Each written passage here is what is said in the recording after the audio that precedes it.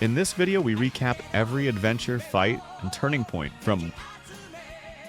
The story starts with Gold Roger, the Pirate King, gained great wealth, fame, and power. Before he was executed, he told the crowd he had left his treasure somewhere in the world. Starting the Great Age of Pirates, the red-haired pirates came to Fuchsia Village. After a year, young Monkey D. Luffy tried to prove his bravery by stabbing under his left eye. At the bar, the pirates laughed and cheered for him. Luffy asked Shanks to let him join the crew, but Shanks refused because Luffy was too young and couldn't swim. Mountain bandits led by Higuma then entered the bar and demanded alcohol. Makino said the pirates had drunk it all. Shanks offered the last bottle, but Higuma smashed it on him. Shanks calmly cleaned up while Higuma caused more damage. Luffy got angry at Shanks for not fighting back. When he stormed out, Shanks catched Luffy's arm and stretch and realized he had eaten the devil fruit. Shanks told him his body was now rubber, but he would never be able to swim again. Later, while the pirates were gone, Higuma's gang returned. Luffy picked a fight and was kidnapped. Makino told Mayor Whoop Slap. Higuma planned to sell Luffy because of his strange body, but then decided to kill him. Before he could, Shanks and his crew showed up. When a bandit pointed a gun at Shanks, Lucky Roo shot him. Shanks said he could ignore insults, but never anyone hurting his friends. Ben Beckman beat the rest, but Higuma escaped with Luffy. He took him out to sea and threw him into the water. A Sea King appeared, ate Higuma, and attacked Luffy, but Shanks saved him and lost his left arm. Soon after, the red-haired pirates left Fuchsia Village. Luffy decided he would make his own crew, become stronger than Shanks, find the treasure, and become the Pirate King. Shanks gave Luffy his straw hat and told him to return it once he surpassed him. 10 years later, Luffy set out alone in a small boat. When the Lord of the Coast appeared again, he defeated it with Gomu Gomu no Pistol. As he drifted into the open sea, he dreamed of finding 10 crewmates, making his Jolly Roger and becoming the Pirate King. Luffy drifts at sea inside a barrel. Sailors from a passing cruise ship pull it aboard, but the ship is soon attacked by the pirate Alvida's crew. The barrel rolls into the kitchen. After the pirates destroy the ship's sails, they board to steal supplies, and Alvida forces her chore boy, Kobe, to join them. Meanwhile, a girl sneaks onto Alvida's ship to steal treasure. In the cruise ship's kitchen, Kobe and the pirates open the barrel and find Luffy inside, sleeping. Luffy easily defeats them, then eats the ship's food with Kobe.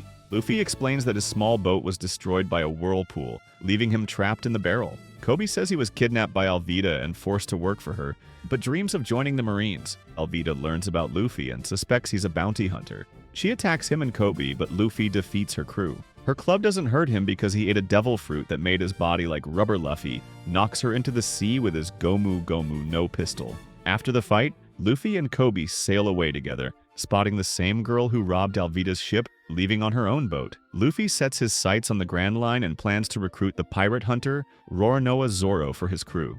They arrive at Shell's Town, home to a Marines base. There, they find Zoro tied to a cross. A little girl named Rika tries to give him onigiri but is stopped by Helmeppo, the arrogant son of Captain Morgan. He destroys her food, but Zoro later eats it anyway. Rika explains that Captain Morgan rules the town harshly and lets Helmeppo bully people. When Helmeppo brought a violent wolf into a bar, Zoro attacked him for his cruelty. To save the bar's people, Zoro turned himself in and was sentenced to 1 month tied up. Helmeppo later reveals he plans to execute Zoro early. Luffy punches him for lying, then goes to find Zoro's swords at the Marine base. As Morgan builds a huge statue of himself, Luffy accidentally destroys it while launching to the rooftop. He grabs Helmeppo and finds Zoro's swords while the same girl from before sneaks in to steal treasure. Kobe tries to free Zoro but is caught by Morgan, who orders his men to shoot, but Luffy blocks the bullets with his rubber body and returns the swords to Zoro. Zoro cuts himself free, fights back, and agrees to join Luffy if they survive Morgan attacks with his axe hand, but Luffy and Zoro easily defeat him. Helmeppo takes Kobe hostage, but Luffy punches him, and Zoro cuts Morgan down. The Marines, tired of Morgan's abuse, arrest him. Afterward, Luffy, Zoro, and Kobe celebrate in a restaurant. Kobe explains that the world is split by the Red Line, and the Grand Line runs across it, the sea where Gold Roger hid his treasure. The new base commander, Ripper, accepts Kobe into the Marines but orders Luffy and Zoro to leave town because they're pirates.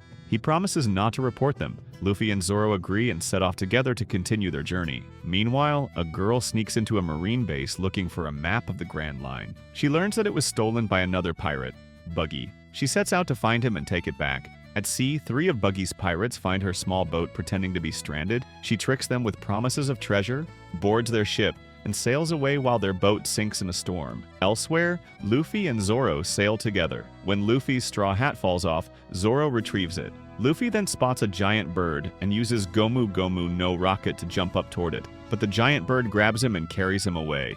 The stranded Buggy pirates find Zoro's boat and try to steal it, but are easily defeated. They warn Zoro that Buggy is a dangerous pirate with devil fruit powers. After being shot down by cannon fire, the bird drops Luffy into Buggy's town, where he meets the girl thief, Nami. Together, they fight Buggy's men, escape, and rest at a restaurant. She introduces herself as a thief who steals from pirates.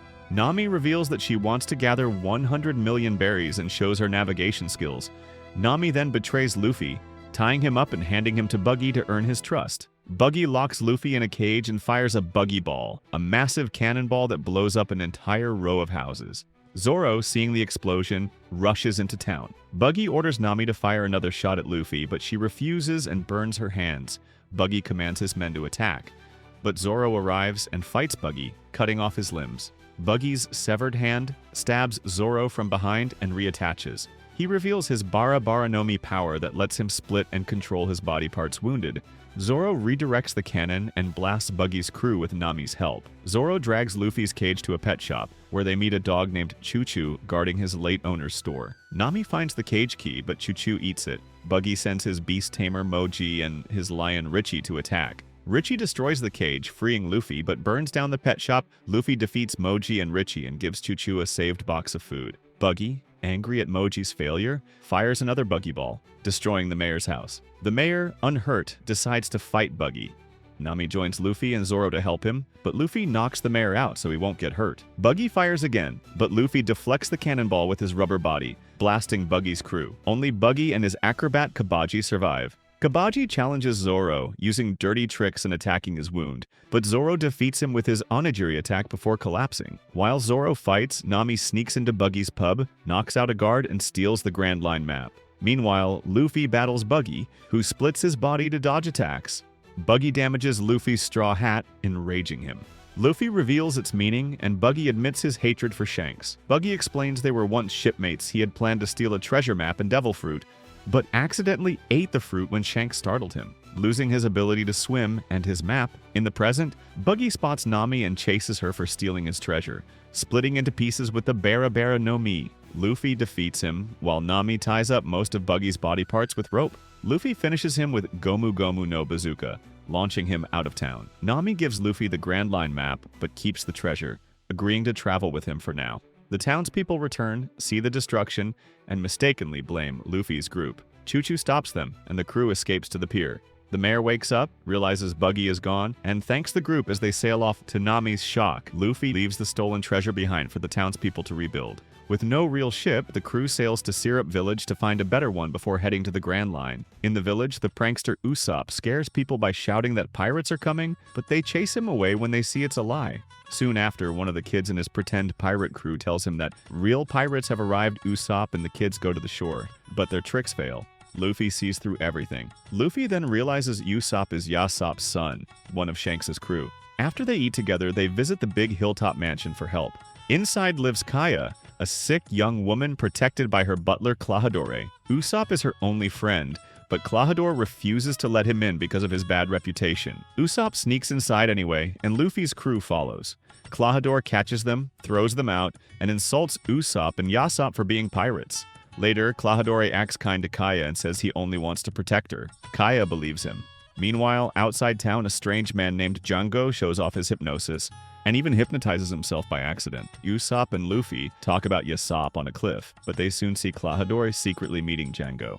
They overhear the truth. Klahadore is actually Captain Kuro of the Black Cat Pirates, and he plans to kill Kaya and steal her fortune by having Django hypnotize her into changing her will. Django spots them and hypnotizes Luffy to sleep, making him fall off the cliff. Usopp runs away, but nobody believes his warning. The villagers chase him off, and Kaya refuses to trust him. When he tries to make her escape, her guards stop him. She slaps him, and her servant Mary even shoots him in the arm. That night, Kuro visits Kaya's room, breaks the glasses she made for him, shows his claws, and slashes Mary. The next morning at dawn, the Black Cat Pirates land. but they come from the North Shore, not the South. Luffy gets lost, and Zoro struggles climbing the slippery hill. Usopp tries to stop the pirates alone with his slingshot, and by offering Luffy's treasure to bribe them, but Nami stops him. The pirates keep advancing until Luffy and Zoro finally arrive to help. Kuro, furious that his crew is late, decides to kill his crew if his plan gets ruined. Django hypnotizes his crew to make them stronger, but he also hypnotizes Luffy by mistake. The overpowered Luffy defeats the pirates and even tears off the bow of their ship, then hypnotizes Luffy again, and Luffy collapses. Desperate, Django summons the Nyaban brothers, Sham and Buchi. They pretend to be weak but surprise Zoro, stealing 2 of his swords and slashing his chest. Usopp tries to help but accidentally hits Zoro instead.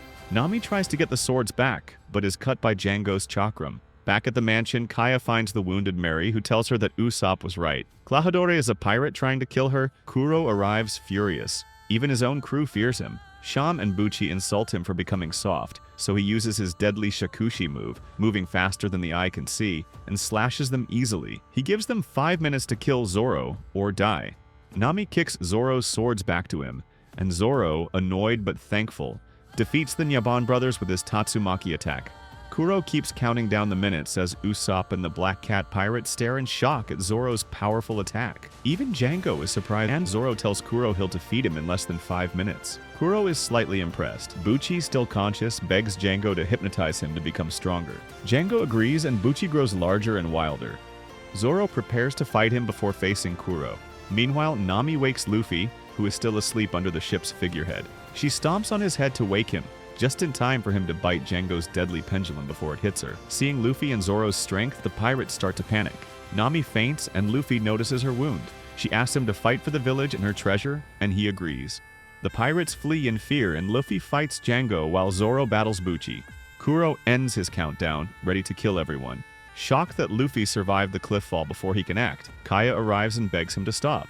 When Kuro tries to attack her, Usopp saves her. Kaya offers him her fortune if he spares the village. But Kuro says he wants peace, not money, and that his crew will still destroy everything. Then Kaya points a gun at him, but he tricks her into lowering it, calling the last 3 years with her an insult to his pride. He grabs the gun and throws it down. Usopp picks it up and tries to shoot him, but Kuro uses his Shakushi speed to appear behind him. Before he can strike, Luffy hits Kuro with Gomu Gomu no pistol, knocking him to the ground. Luffy swears to make him pay for attacking his friends. Usopp's kid crew joins in to help. Wounded but determined, Usopp orders them to protect Kaya as they run. Meanwhile, Kuro orders Django to chase Kaya while he fights Luffy himself. Zoro tries to help Luffy but is stopped by the raging Buchi. Despite Buchi's strength, Zoro cuts him down with his 3 swords. Kuro mocks Usopp's weakness, but Luffy throws a boulder at his crew. Zoro, with Luffy's permission, goes after Django to help Kaya. Luffy and Kuro clash again. Kuro dodges Luffy's punches with his Shakushi speed. He admits he no longer wants to be a captain. He only wants a quiet life. In a flashback, Kuro remembers his plan. Years ago, he slaughtered a marine crew except for 1 soldier, then had Django hypnotize that soldier and one of his own men, and Kuro faked his death by sending a double to the Marines and allowing the real Kuro to live peacefully. Until now, in present, Luffy smashes the claws on Kuro's glove with the boulder. Luffy says his dream is greater than Kuro's fake peace. Meanwhile, the kids guide Kaya through the forest, hiding from Django.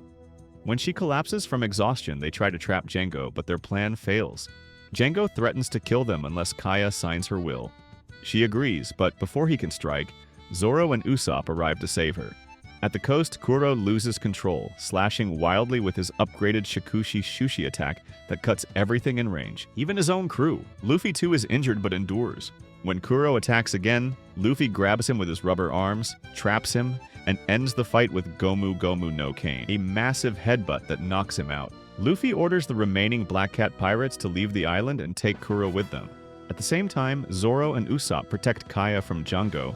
Zoro cuts down a branch so Usopp can use his Hasatsu, Kayaku Boshi, a slingshot blast that explodes in Django's face, defeating him. After this, Usopp asks the kids not to tell anyone about his heroics. Later, Usopp abandons their little crew of kids to become a real pirate. Afterwards, Kaya thanks the crew and gives them the Going Merry as gratitude. Luffy's crew happily accepts and invites Usopp to join them. After they leave, Kaya and Merry recall Usopp's past. His father Yasopp left to sail with Shanks, and soon after, Usopp's mother died. Left alone, Usopp began lying to cheer himself up. pretending his father would return one day. Now the kids take his place as the town's pranksters, shouting that pirates are coming. Luffy sketches the crew's Jolly Roger, and Usopp proudly paints it onto the sails of their new ship, the start of the Straw Hat Pirates' true adventure. While sailing, Nami spots an island full of strange animals, rumored to hold legendary treasure protected by gods. The crew stops to search. They are attacked by weird animal hybrids and hear a voice calling itself a god. His traps fail, and the crew catches him. He is Gaimon, a man stuck in a chest for 20 years. Luffy befriends him, and Gaimon explains he came to the island with pirates to find treasure. After searching for weeks with no luck, the crew left. When Gaimon finally found treasure chests on a cliff, he slipped, fell into a box, and got stuck, alone and abandoned. Luffy climbs the mountain but finds all 5 treasure chests empty. He invites Gaimon to join his crew, but Gaimon refuses because he is happy living with the animals and feels at peace knowing the treasure was empty. After thanking them, Gaimon waves goodbye as the crew sails toward their next adventure. After finding a box of cannonballs, Luffy and Usopp play with the ship's cannons while Zoro naps and dreams about his past. As a child in Shimotsuki village, Zoro trained at a dojo after losing to Kuina, the daughter of the swordmaster Kushiro. Though he became strong enough to defeat adults, he still couldn't beat Kuina, losing to her 2,000 times. One night, they dueled with real swords. Kuina won again, but confessed she'd never be the world's best swordsman because she was a girl. They promised that one of them would earn that title. The next day, Kuina died in an accident, and Zoro swore to fulfill their dream himself. Kushiro gave him Kuina's sword, the Wado Ichimonji, and Zoro trained for 8 years before becoming a pirate hunter. Back in the present, Luffy fires a cannon at a rock, accidentally hitting one where bounty hunter Johnny and his sick partner Yosaku were resting. Mistaking it for an attack, Johnny boards the ship and accuses the crew. Nami discovers Yosaku has scurvy and cures him with lime juice. Realizing they need a cook to prevent illness, they sail to the floating restaurant Barati. However, they arrive at the same time as Marine Lieutenant Fullbody, who is on a date but orders his men to attack Luffy's ship. Luffy deflects the cannonball, accidentally blasting a hole in the Barati's roof and injuring the head chef Zeph. Since Luffy can't pay for the damage, Zeph forces him to work as a chore boy for a year. Inside, Fullbody insults sous chef Sanji by dropping a fly into his soup. Sanji kicks him for wasting food, angering the staff. Patty scolds Sanji, while Luffy and Zeph crash through the floor above them. Before Fullbody can escape, news spreads that Don Krieg, a feared pirate, has escaped. Soon, Krieg's starving officer Gin appears, asking for food. Patty refuses and beats him up, but Sanji gives him seafood risotto anyway. Luffy, impressed by Sanji's kindness, invites him to join his crew, but Sanji refuses, saying he has his own reasons to stay. Gin warns Luffy that the Grand Line is deadly, then returns to his captain. Luffy clumsily works as a waiter while Sanji flirts with Nami. At the same time, Gin tells Krieg about the Barati, and the pirates plan to seize it. Fog covers the sea as Krieg's fleet approaches. Frightening the customers, Krieg enters, begging for food and promising not to attack. Sanji feeds him despite the staff's protests. Once fed, Krieg betrays them, demanding food for his 100 men and threatening to take the ship. Patty shoots Krieg with his meatball cannon, but his golden armor blocks it. Krieg retaliates by opening fire on the chefs.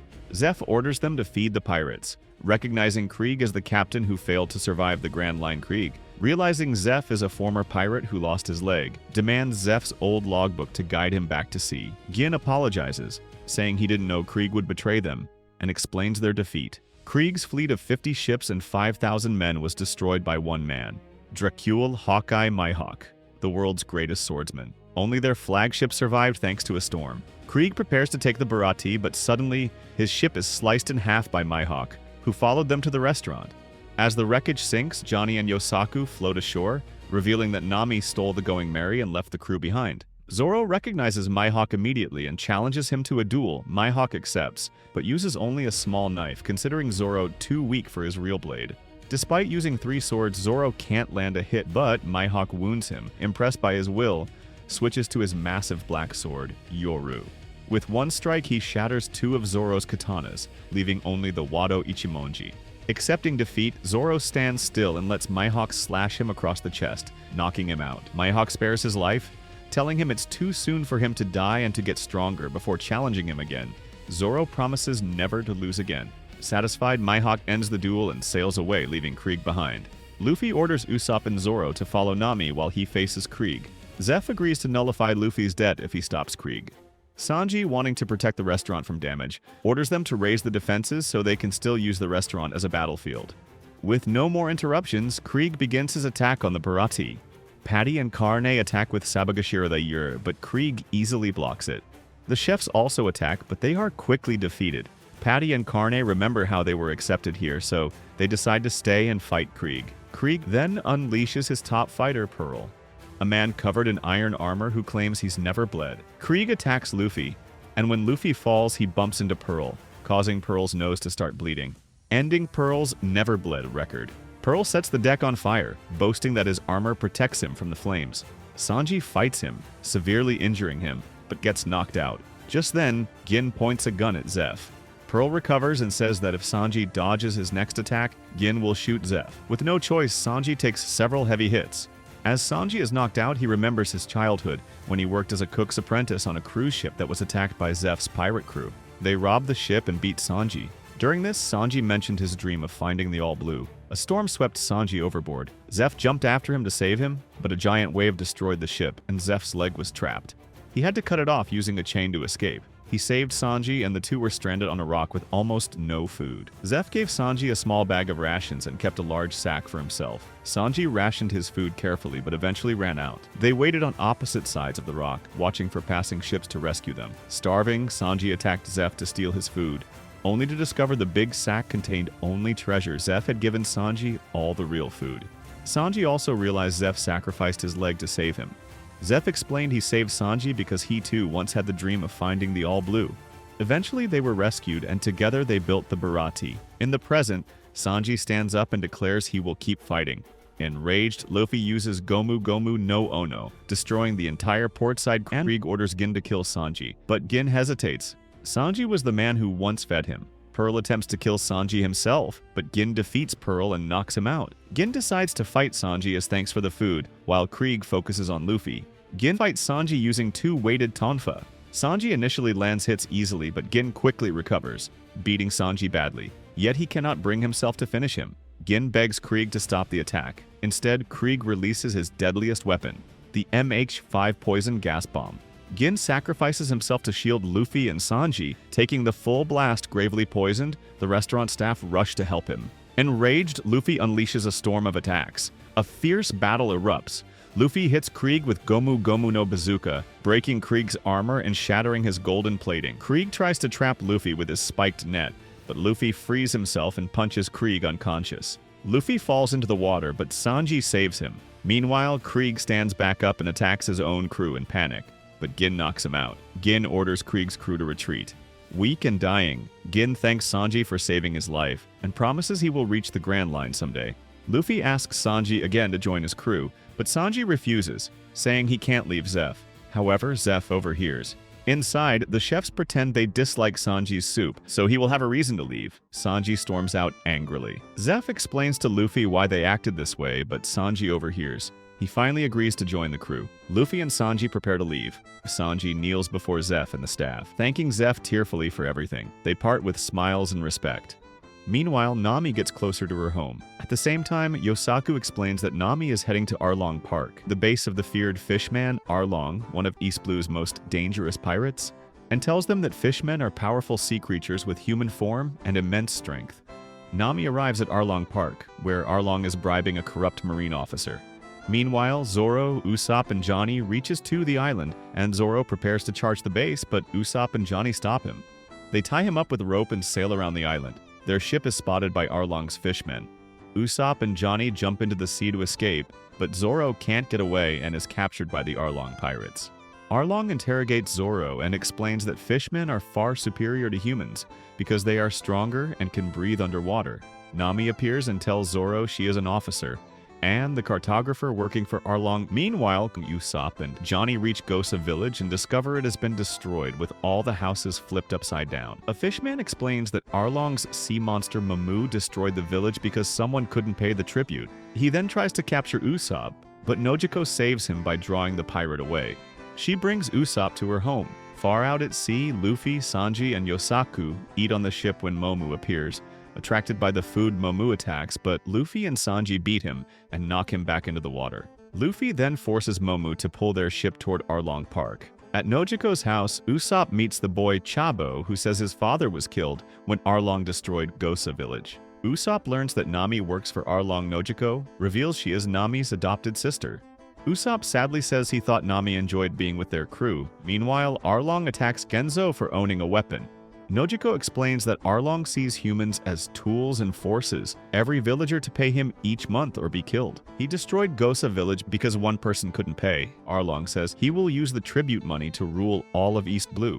Since having a weapon counts as rebellion, Arlong decides to execute Genzo, but Usopp interrupts and shoots him from a rooftop. Furious, Arlong lifts the entire house and smashes it into another. His own crew stops him so he won't destroy Kokoyashi village and lose money. Genzo is treated for his wounds. At the same time, Nami visits a grave on a cliff and says she will raise 100 million berries to buy back the village. Zoro, who already defeated all the guards inside, meets Hajin.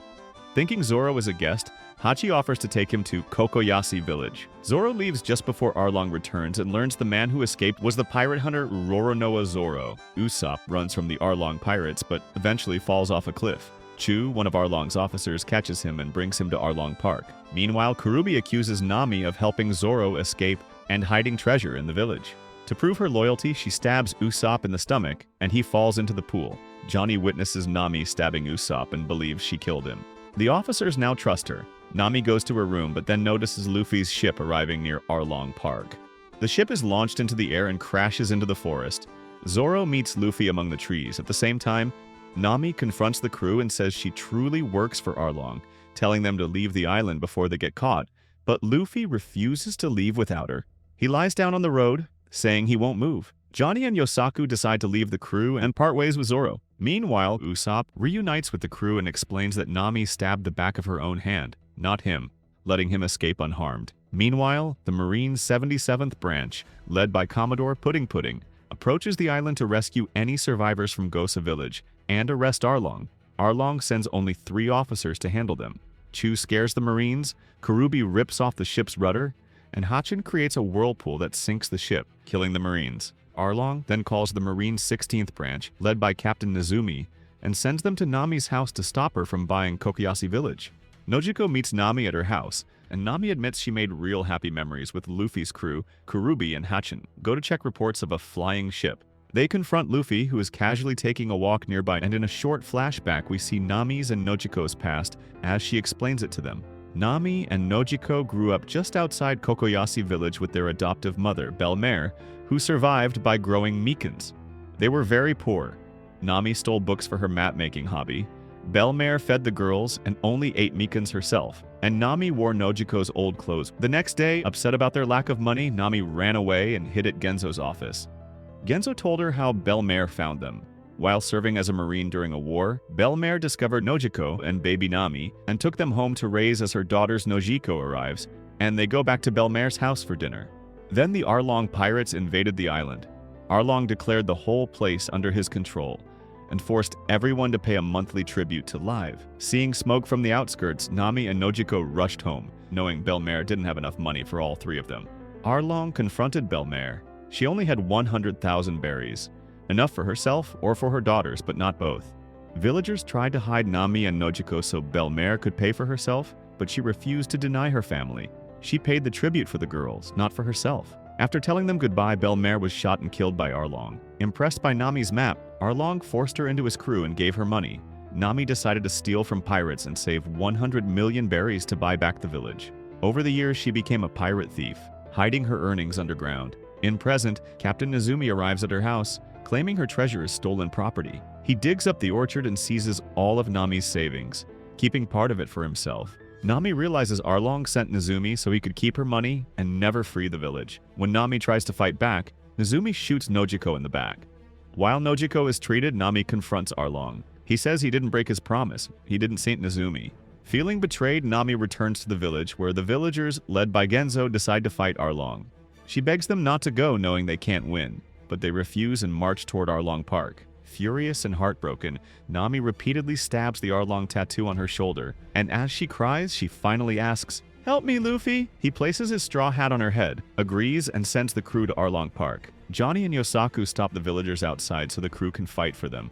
The crew breaks through the gates of Arlong Park, and Luffy punches Arlong. Hatchin recognizes Zoro as the pirate hunter who escaped, and when they see Usopp alive, they realize Nami lied to them. Hatchin summons Momu to attack, but Luffy uses Gomu Gomu no Kazaguruma, knocking Mumu out and defeating the Fishmen pirates.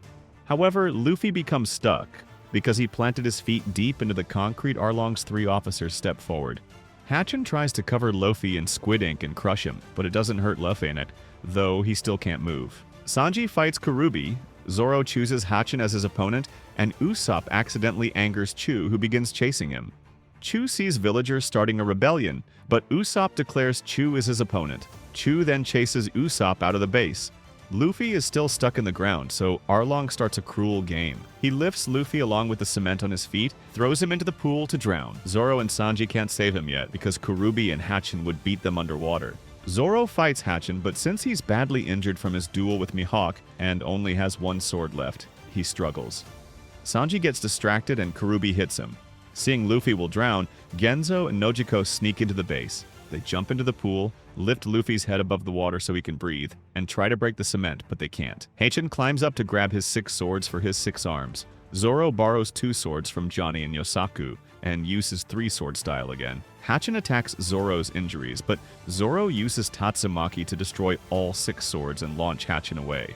Zoro wins, but he's too hurt to save Luffy. Sanji dives into the pool to rescue Luffy, but Kurubi hits him from behind. Meanwhile, Chu keeps chasing Usopp through the outskirts of the island. Nami finishes bandaging her wounds at home, and decides to return to Arlong Park to join the fight. Underwater, Kurubi has the advantage. He grabs Sanji with his hair and beats him with Fishman Karate, dragging him deeper so the water pressure crushes him. Sanji damages Kurubi by blowing air into his gills, then returns to the surface. On land, Sanji regains the upper hand. Even though Kurubi threatens to use his strongest move, Sanji overwhelms him with rapid kicks and finishes him with Mutin Shot, smashing him through a wall. Meanwhile, Usopp pretends to be dead but decides to stop running. He hides in the forest while Chu fires high-pressure water bullets at him. Because Usopp covered Chu in wine earlier, he sets him on fire with a burning shot, and then beats him repeatedly with his hammer until he collapses. At the pool, Nojiko and Genso switch places, with Nojiko going underwater this time. Arlong attacks Zoro and Sanji by launching water-like bullets, but Nami arrives and joins the fight. Arlong promises to spare the villagers if she gives up, but Nami refuses and fights alongside the crew. Nojiko manages to revive Luffy, but his feet are still trapped underwater. Sanji dives again and tries to break the cement. Hatchin wakes up and tries to stop him, but reopening his wounds makes him faint again. Sanji breaks the cement and frees Luffy. Luffy leaps out of the water and attacks Arlong. Arlong bites through stone with his teeth and snaps swords in half. He then reveals his even sharper, fast-growing teeth and uses the extra sets as handheld weapons. Luffy grabs one set and uses it as a biting weapon too. Arlong uses Shark on darts, launching himself like a missile, but Luffy blocks him with his rubber arms. Angered, Arlong enters a stronger rage state like a Sea King. He gets his massive sword, the Kiribachi, and slams Luffy into the building, landing in Nami's map room. Luffy declares Nami as his navigator and sees a pen covered in her dried blood. He destroys Arlong's weapon with his bare hands and then destroys the entire map room, the place where Nami suffered for years. Outside, people see furniture flying out of the building. Nami sees this too and thanks Luffy. Arlong bites into Luffy's shoulder, but Luffy breaks his nose. Arlong uses one last attack, Shark on Tooth, but Luffy uses Gomu Gomu no Ono and stomps him straight through the building. Arlong crashes through every floor and is knocked out. The whole building collapses from the damage. Luffy climbs out of the rubble and says Nami is his crewmate. She accepts. The villagers try to celebrate, but Nezumi's Marines arrive to steal Arlong's money. The Straw Hats beat the Marines and tell them to arrest Arlong and return the money to the villagers. Nezumi escapes, swearing revenge. Back at the village, Genzo apologizes to Nami on behalf of everyone. Nezumi later reports Luffy to the Marines and requests a large bounty. News of Arlong's fall spreads and the whole island celebrates. Zoro is treated by Dr. Nako, while Luffy eats. Nami visits Belmare's grave with Nojiko and Genzo, telling them she will leave the village to follow Luffy. After sunset, she asks Nako to remove Arlong's tattoo and replaces it with a new one, a Mikan and Pinwheel, symbols of Belmare and Genzo. She leaves her 100 million berries behind, packs her things, and heads to the dock. Ignoring the villagers thanking her, Nami jumps onto the Going Merry, and it's revealed she pickpocketed them one last time, laughing as she shouts, "Thank you." As the Going Merry sails away, Nami officially joins the crew as their navigator, and the villagers wave goodbye, finally free. After leaving Kokoyashi village, the crew sails toward Logtown, the town of the beginning and the end, where the pirate king Gol D. Roger was both born and executed. During the trip, they celebrate Luffy's new 30 million berry bounty, the highest in East Blue. News of Arlong's defeat spreads across the seas, shocking pirates and marines. Many see Luffy's wanted poster, full body, now demoted. Mihawk, who shows it to Shanks, and even Buggy and Alvida, now teamed up in plotting revenge. After docking, the crew splits up. Luffy wants to see the platform where Roger died. Zoro searches for new swords. Nami shops. Usopp looks for weapons, and Sanji hunts for rare ingredients. Marine Captain Smoker, who can turn into smoke thanks to the Moku Moku no Mi fruit, learns Luffy has arrived and begins to hunt him down. Luffy visits the same bar Roger once did. The old bartender remembers Roger fondly and sees the same spirit in Luffy. As he leaves, Smoker spots him and gives chase, amazed by Luffy's fearless smile that reminds him of Roger's. Meanwhile, Zoro finds a sword shop run by an old man and meets Tashigi, who looks just like his late friend Kuina. Zoro picks two blades, the cursed Sandai Kitetsu and Yubashiri, a fine sword given by the shopkeeper. To test the curse, Zoro tosses Kitetsu into the air and holds out his arm. The blade misses, proving his luck. As everyone goes about their errands, dark clouds gather over Logtown. Buggy and Alvida arrive, now allies, and start causing chaos. Curious, Luffy climbs the execution platform, not realizing it's the very spot Roger died. Kabaji slams a set of stocks down on Luffy, trapping him. Buggy declares his intention to publicly execute Luffy right there on the same platform where Gold Roger died. Smoker surrounds the area but waits to strike until Buggy finishes. Zoro and Sanji race to save Luffy, while Nami and Usopp hurry to the ship as the storm worsens. Tied up on the platform, Luffy laughs and shouts, "I'm going to be king of the pirates!" Just as Buggy raises his blade, lightning strikes the platform, destroying it and saving Luffy. Buggy is electrocuted as rain pours down. Smoker watches stunned, recalling Roger's final moments. Luffy's smile is the same.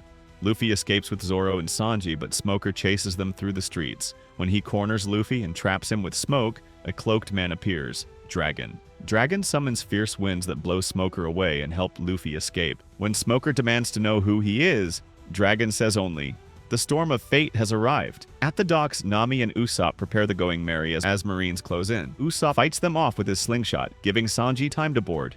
Luffy, Zoro, and Sanji leap onto the ship under cannon fire, and the storm's winds carry them out to sea toward Reverse Mountain, the gateway to the Grand Line. Everyone decide to chase them to the Grand Line as they gather up in different teams. The journey continues as the Straw Hat Pirates slide down Reverse Mountain into the Grand Line. A thick fog surrounds them. Zoro hears a strange sound, but Nami says it's just the wind. Sanji sees a mountain ahead, but when the fog clears, it's actually a giant whale. At their speed, they're about to crash. Zoro tells them to steer left, but Usopp reminds everyone the helm is broken. Zoro runs to help while Luffy goes below deck with an idea. Zoro, Usopp, and Sanji try to pull the helm, but it won't move. Right before they hit the whale, Luffy fires a cannon. The ship slows but still hits the whale. Only the figurehead breaks, angering Luffy. The whale doesn't react. Zoro tells everyone to escape while it still ignores them. As they pass its eye, Luffy punches it in anger. The whale finally notices and sucks in the water, and the Straw Hats, with Luffy barely holding onto a tooth. He climbs on top as his crew is swallowed. On the whale, Luffy yells for his friends to be released, but it dives. He sees a door on its back. Inside, the crew lands on a small island with a fake blue sky. A giant squid appears, but something on the island kills it instantly. Nami wants to go home, and Usopp wishes Luffy was there. They both worry about him. Meanwhile, Luffy wanders lost through a strange passage. An old man steps out of a house, drags the squid, sits, and reads the newspaper. Sanji yells at him, and Usopp threatens him. Calmly, the old man says someone would die if they fought. Sanji is annoyed. Zoro tries politeness. The man introduces himself, Crocus, keeper of the Twin Capes lighthouse. Usopp asks if they're really inside a whale. Nami panics about being digested. Crocus strikes another dramatic pose, but the crew tells him to stop. He points out a strange door in the sky, revealing the surroundings are painted. Crocus proudly admits he painted it for fun. Suddenly, the island shakes. Nami notices it's iron and chained down. Crocus explains Laboon, the whale, is ramming the red line again. Nami remembers his scars and cries. She and Usopp even think Crocus wants to kill the whale. Zoro says they should leave before the ship dissolves. Elsewhere, Mr. Nine and Miss Wednesday sneak around with guns. The Straw Hats try to escape, but the waves are strong. Crocus dives and swims away. Luffy falls in a slanted tunnel inside the whale. The intruders plan to kill Crocus for the whale. Crocus climbs back inside the whale. Before they can act, Luffy falls from above and knocks them into digestive juice. Crocus reaches a hidden area, injects the whale with sedative, and calms it. The Straw Hats rescue Luffy and the intruders. Crocus warns them not to harm Laboon. They fire bazookas, but Crocus blocks the blast. They claim the town needs Laboon's meat, until Luffy knocks them out with one punch. Crocus thanks Luffy, who says he just didn't want harm to happen. Nami asks who the intruders were. Crocus explains they wanted Laboon's meat to feed their town for years. Laboon is an island whale from West Blue, largest of its kind, and keeps ramming the red line because he has a human-like heart and waits 50 years for a pirate crew. Crocus tells Laboon's story. 50 years ago, the Rumbar pirates entered the Grand Line with the young whale following them. Crocus befriended them, and they asked him to care for Laboon, promising to return in 3 years. Laboon agreed to wait no matter what. The Straw Hats understand Laboon's pain. Crocus, a doctor, treats Laboon's wounds from inside. Luffy asks him to join the crew, but he refuses. He guides them out through a tunnel. Crocus believes the Rumbar pirates abandoned Laboon.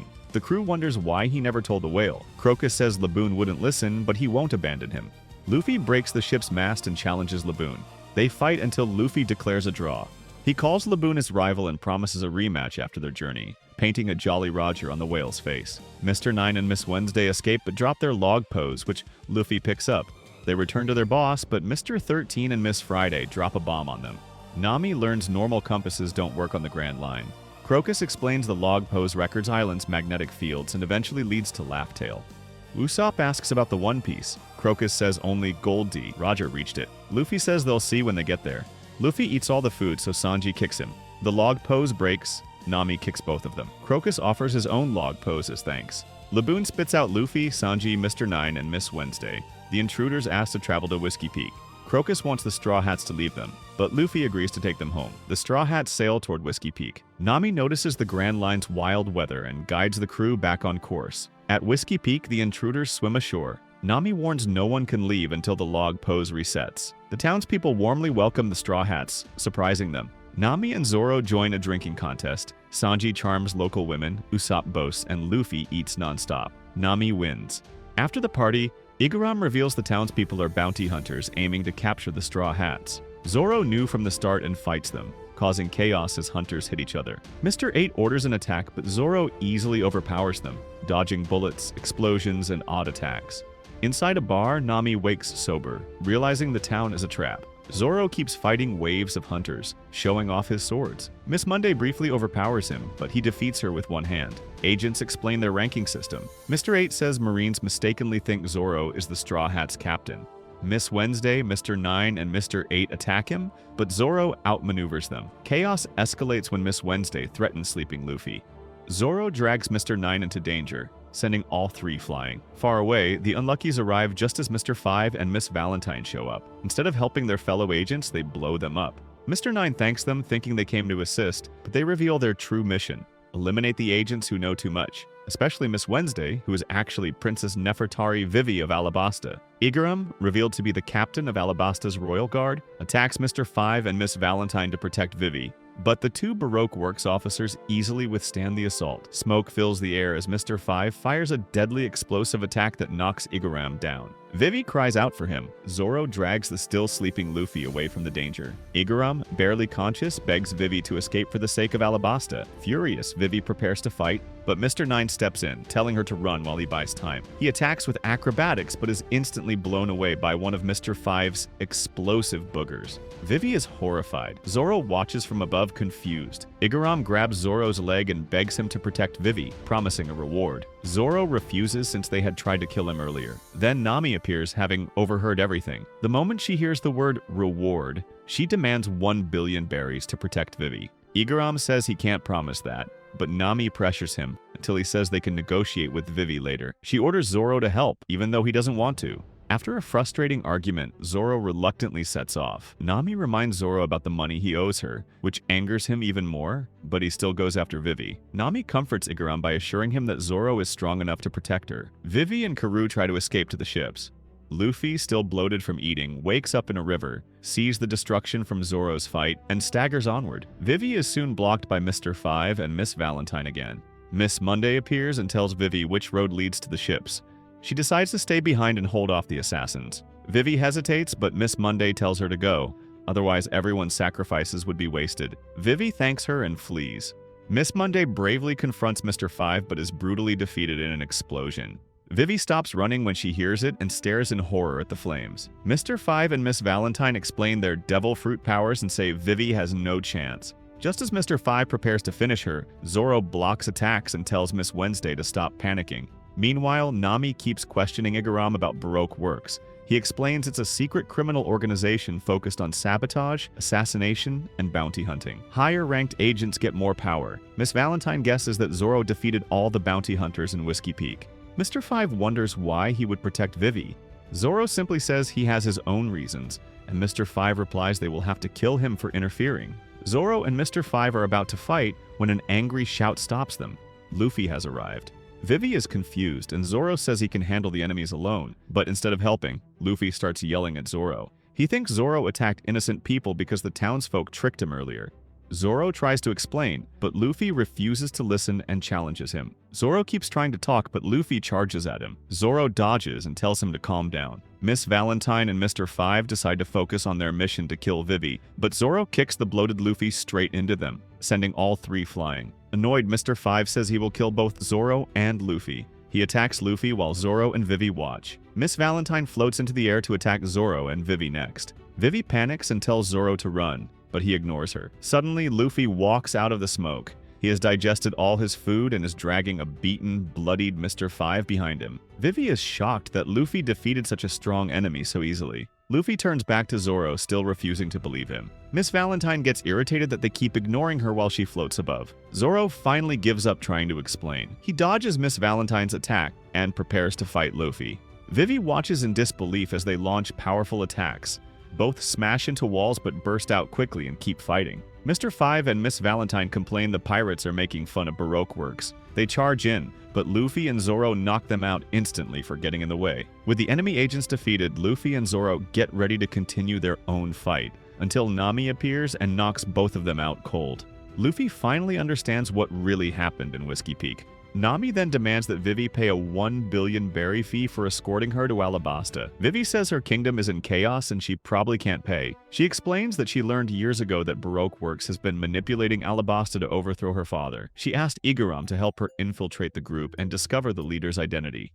Vivi hesitates to say the boss's name because it puts their life in danger, but she accidentally reveals it. Mr. Zero is Crocodile, one of the 7 warlords of the sea. The Unluckies appear quietly, draw wanted sketches of Luffy, Zoro, and Nami, and fly away. Nami is furious that Vivi exposed them by mistake. Vivi apologizes repeatedly, but Nami stays angry. Luffy and Zoro, however, are excited that a warlord is after them. Nami complains that the Grand Line has only brought them trouble. Igaram returns dressed like Vivi, carrying 3 dummies that look like the Straw Hats. He says he will act as a decoy and sail straight to Alabasta using Vivi's eternal pose. Vivi should instead travel with the Straw Hats, island by island, so Baroque Works cannot track her easily. He adds that before Crocodile became a warlord, he had an 80 million berry bounty. Luffy accepts the challenge immediately. Moments after Igaram leaves, his ship explodes in a huge blast. Furious, Luffy runs back to the Mary to set sail. Nami comforts Vivi, promising they will fight Baroque Works and protect her. Luffy drags Sanji and Usopp to the ship. Karoo is already waiting. A mysterious woman appears. Miss All Sunday, Crocodile's partner. She claims she blew up Igaram's ship. Luffy asks who she is. She says she's curious about Vivi's mission, but calls it foolish. She disarms the crew instantly. Sanji falls for her beauty. She shows Nami that the log pose points to Little Garden and gives Vivi an eternal pose for safe travel. Vivi hesitates. Luffy crushes the pose, refusing an outsider to decide their path, and angrily tells her off. Miss All Sunday laughs, liking his spirit, and leaves on a giant sea turtle. Vivi collapses. The crew explains everything to Usopp and Sanji. Miss All Sunday wonders how the Straw Hats will handle Little Garden. A jungle, tiger, and giant footprint are shown. Aboard the Mary, Luffy asks Vivi, and she explains that the last sea had strange magnetic forces. She warns them not to underestimate the Grand Line. Vivi gets annoyed because the crew isn't serious, until a huge dolphin attacks the ship. The Straw Hats react instantly, showing they can handle danger. Soon they spot the foggy island of Little Garden. The crew gets excited for their second Grand Line stop. Meanwhile, Mr. 3 and Miss Golden Week enjoy tea and discussing Mr. 3 and Miss Golden Week, 5 and Miss Valentine's defeat. Mr. 3 calls Mr. 5 an overconfident fool and promises to show the Straw Hats the true terror of Baroque works. As the crew approaches Little Garden, Sanji is attacked by a giant bird. A huge tiger appears beside the ship but collapses, bleeding heavily. Luffy says they should explore the island, and Vivi joins him because she wants to clear her mind. Zoro goes for a walk and Sanji tells him to bring back anything edible. They argue and rush to compete for the bigger catch. Hearing strange sounds, Nami remembers something about the island and checks her books. Luffy and Vivi find a squid-like shellfish as huge footsteps approach. Sanji almost gets eaten by a T-Rex, while Zoro runs into a Triceratops wondering if it's edible. Luffy and Vivi meet a Brachiosaurus, and Vivi realizes the island is untouched because nothing leaves the Grand Line, keeping its ecosystem frozen in time. As Nami explains the creatures to Usopp, a giant silhouette appears. Nami and Usopp panic at a massive figure approaching the Going Merry. The giant asks for alcohol. Nami says they only have cooking and medical alcohol. Suddenly, a T-Rex bites him from behind. The giant cuts off its head and introduces himself as Brogy, claiming to be Elbaf's strongest warrior. He calls Nami and Usopp his guests, but they are so terrified they pretend to be dead. Meanwhile, Luffy and Vivi explore. Luffy climbs the Brachiosaurus but is swallowed. A giant slices the dinosaur's neck, catches him, and introduces himself as Dory, another Elbaf warrior, inviting them to his home. Brogy brings Nami and Usopp to his place and cooks dinosaur meat, but they fear he will eat them and try to escape. After being chased by bigger predators, they end up right back at Brogy's feet. Dory explains to Luffy, Vivi, and Karoo that he and Brogy have been dueling for 100 years, fighting whenever the central volcano erupts. In the jungle, Mr. 3, Mr. 5, and Miss Valentine prepare to claim the Giant's bounties. Usopp admires Brogy's strength and calls him master. After another draw, Brogy gives Dory 2 barrels of alcohol taken from Nami and Usopp. Dory drinks one, but it explodes inside him, and he blames the Straw Hats. Luffy has to fight the weakened Dory and knocks him out. When the volcano erupts again, Dory gets up and goes to fight, even injured. He traps Luffy under a huge rock so he won't interfere. Dory and Brogy clash again. Zoro finds Nami in the forest and senses something is wrong. Nami finds Luffy but is attacked right away. Usopp runs in fear until he meets Vivi and Luffy. Vivi guesses Baroque works caused the explosion and the disappearance. Mr. 3's plan works. Brogy unknowingly defeats Dory. Heartbroken, Brogy cries, but Mr. 3 traps his legs in wax. Mr. 5 and Miss Valentine bring Karoo to Dory's home and beat him while he's down. They quickly defeat Usopp and Vivi. After beating Luffy again, Mr. 5 and Miss Valentine take Vivi to the duel site, where Mr. 3 is covering Brogy in even more wax. Then he builds a giant cake-shaped stand and traps Vivi, Nami, and Zoro on top, adding spinning candles that will slowly turn them into wax statues. He proudly explains how he rigged the duel. Brogy gets furious and tries to break free, but Mr. 5 knocks him out again, and Mr. 3 strengthens the wax. Meanwhile, Karoo digs Luffy out from under the rock. Luffy, Karoo, and Usopp arrive as Zoro tries to cut off his own legs to escape. Mr. 3 decides to fight Luffy, while Mr. 5 and Miss Valentine handle Usopp and Karoo. He traps Luffy's feet in wax, but Luffy breaks part of the structure holding his friends. The wax breaks off his legs, but the statues harden even faster. Luffy tries again to destroy the giant candle service set, but Mr. 3 blocks him with candle walls. Usopp tries to blow it up with an exploding star, but Mr. 5 eats it with no problem. Luffy almost beats Mr. 3, but Miss Golden Week uses her colors trap to hypnotize him. She paints a mark that makes Luffy betray his friends. Vivi tricks him off the paint, but Miss Golden Week draws another symbol on his back, making him laugh helplessly. Usopp finds Luffy calmly drinking tea with Miss Golden Week, while the others are nearly fully waxed, burning. Usopp burns the shirt she painted on him, freeing Luffy from hypnosis. Luffy tries to destroy the pedestal, but Mr. 3 comes back in a huge wax suit to fight him. Usopp is blasted by Mr. 5 but still manages to make Karoo run around an oil-soaked rope to ignite it. Luffy uses Mr. 3's flaming hair to set it ablaze, destroying the structure and freeing Zoro, Nami, and Vivi. As they break free from the flames, Miss Valentine is defeated. Zoro finishes Mr. 5. Luffy and Karoo chase and defeat Mr. 3 and Miss Golden Week. Meanwhile, Sanji finds Mr. 3's hideout and answers a Denden Mushi from Mr. 0. Pretending to be Mr. 3, he claims Vivi and the crew are dead. The Unluckies deliver an eternal pose to Alabasta, attack Sanji, but he defeats them. Crocodile orders Mr. 3 to return to Alabasta, and after the call, tells Miss All Sunday to send Mr. 2 to eliminate him. Brogy cries over Dory's death, but Dory wakes. He explains Brogy's axe only knocked him out. Using the eternal pose, the Straw Hats set sail. Broggy and Dory help them by killing a giant predator trying to eat the Going Merry. They remember the reason for their duel. Long ago, after each killed a Sea King, a little girl asked which one was bigger. They came to Little Garden to settle it and stayed for a century. On the Merry, Usopp dreams about visiting Elbaf someday, and Luffy happily agrees, and they dance until they almost fall overboard. Meanwhile, Nami hands Vivi the eternal pose. Vivi remembers she must survive to save Alabasta. Sanji comforts them while Luffy, Usopp, and Karoo drool over food, which he scolds them for. Zoro trains alone, ashamed he couldn't save everyone during the candle trap. Elsewhere, Mr. Tubon Kure receives a departure alert. Back on the Merry, Nami collapses from her condition. She pretends she's fine, but everyone is worried.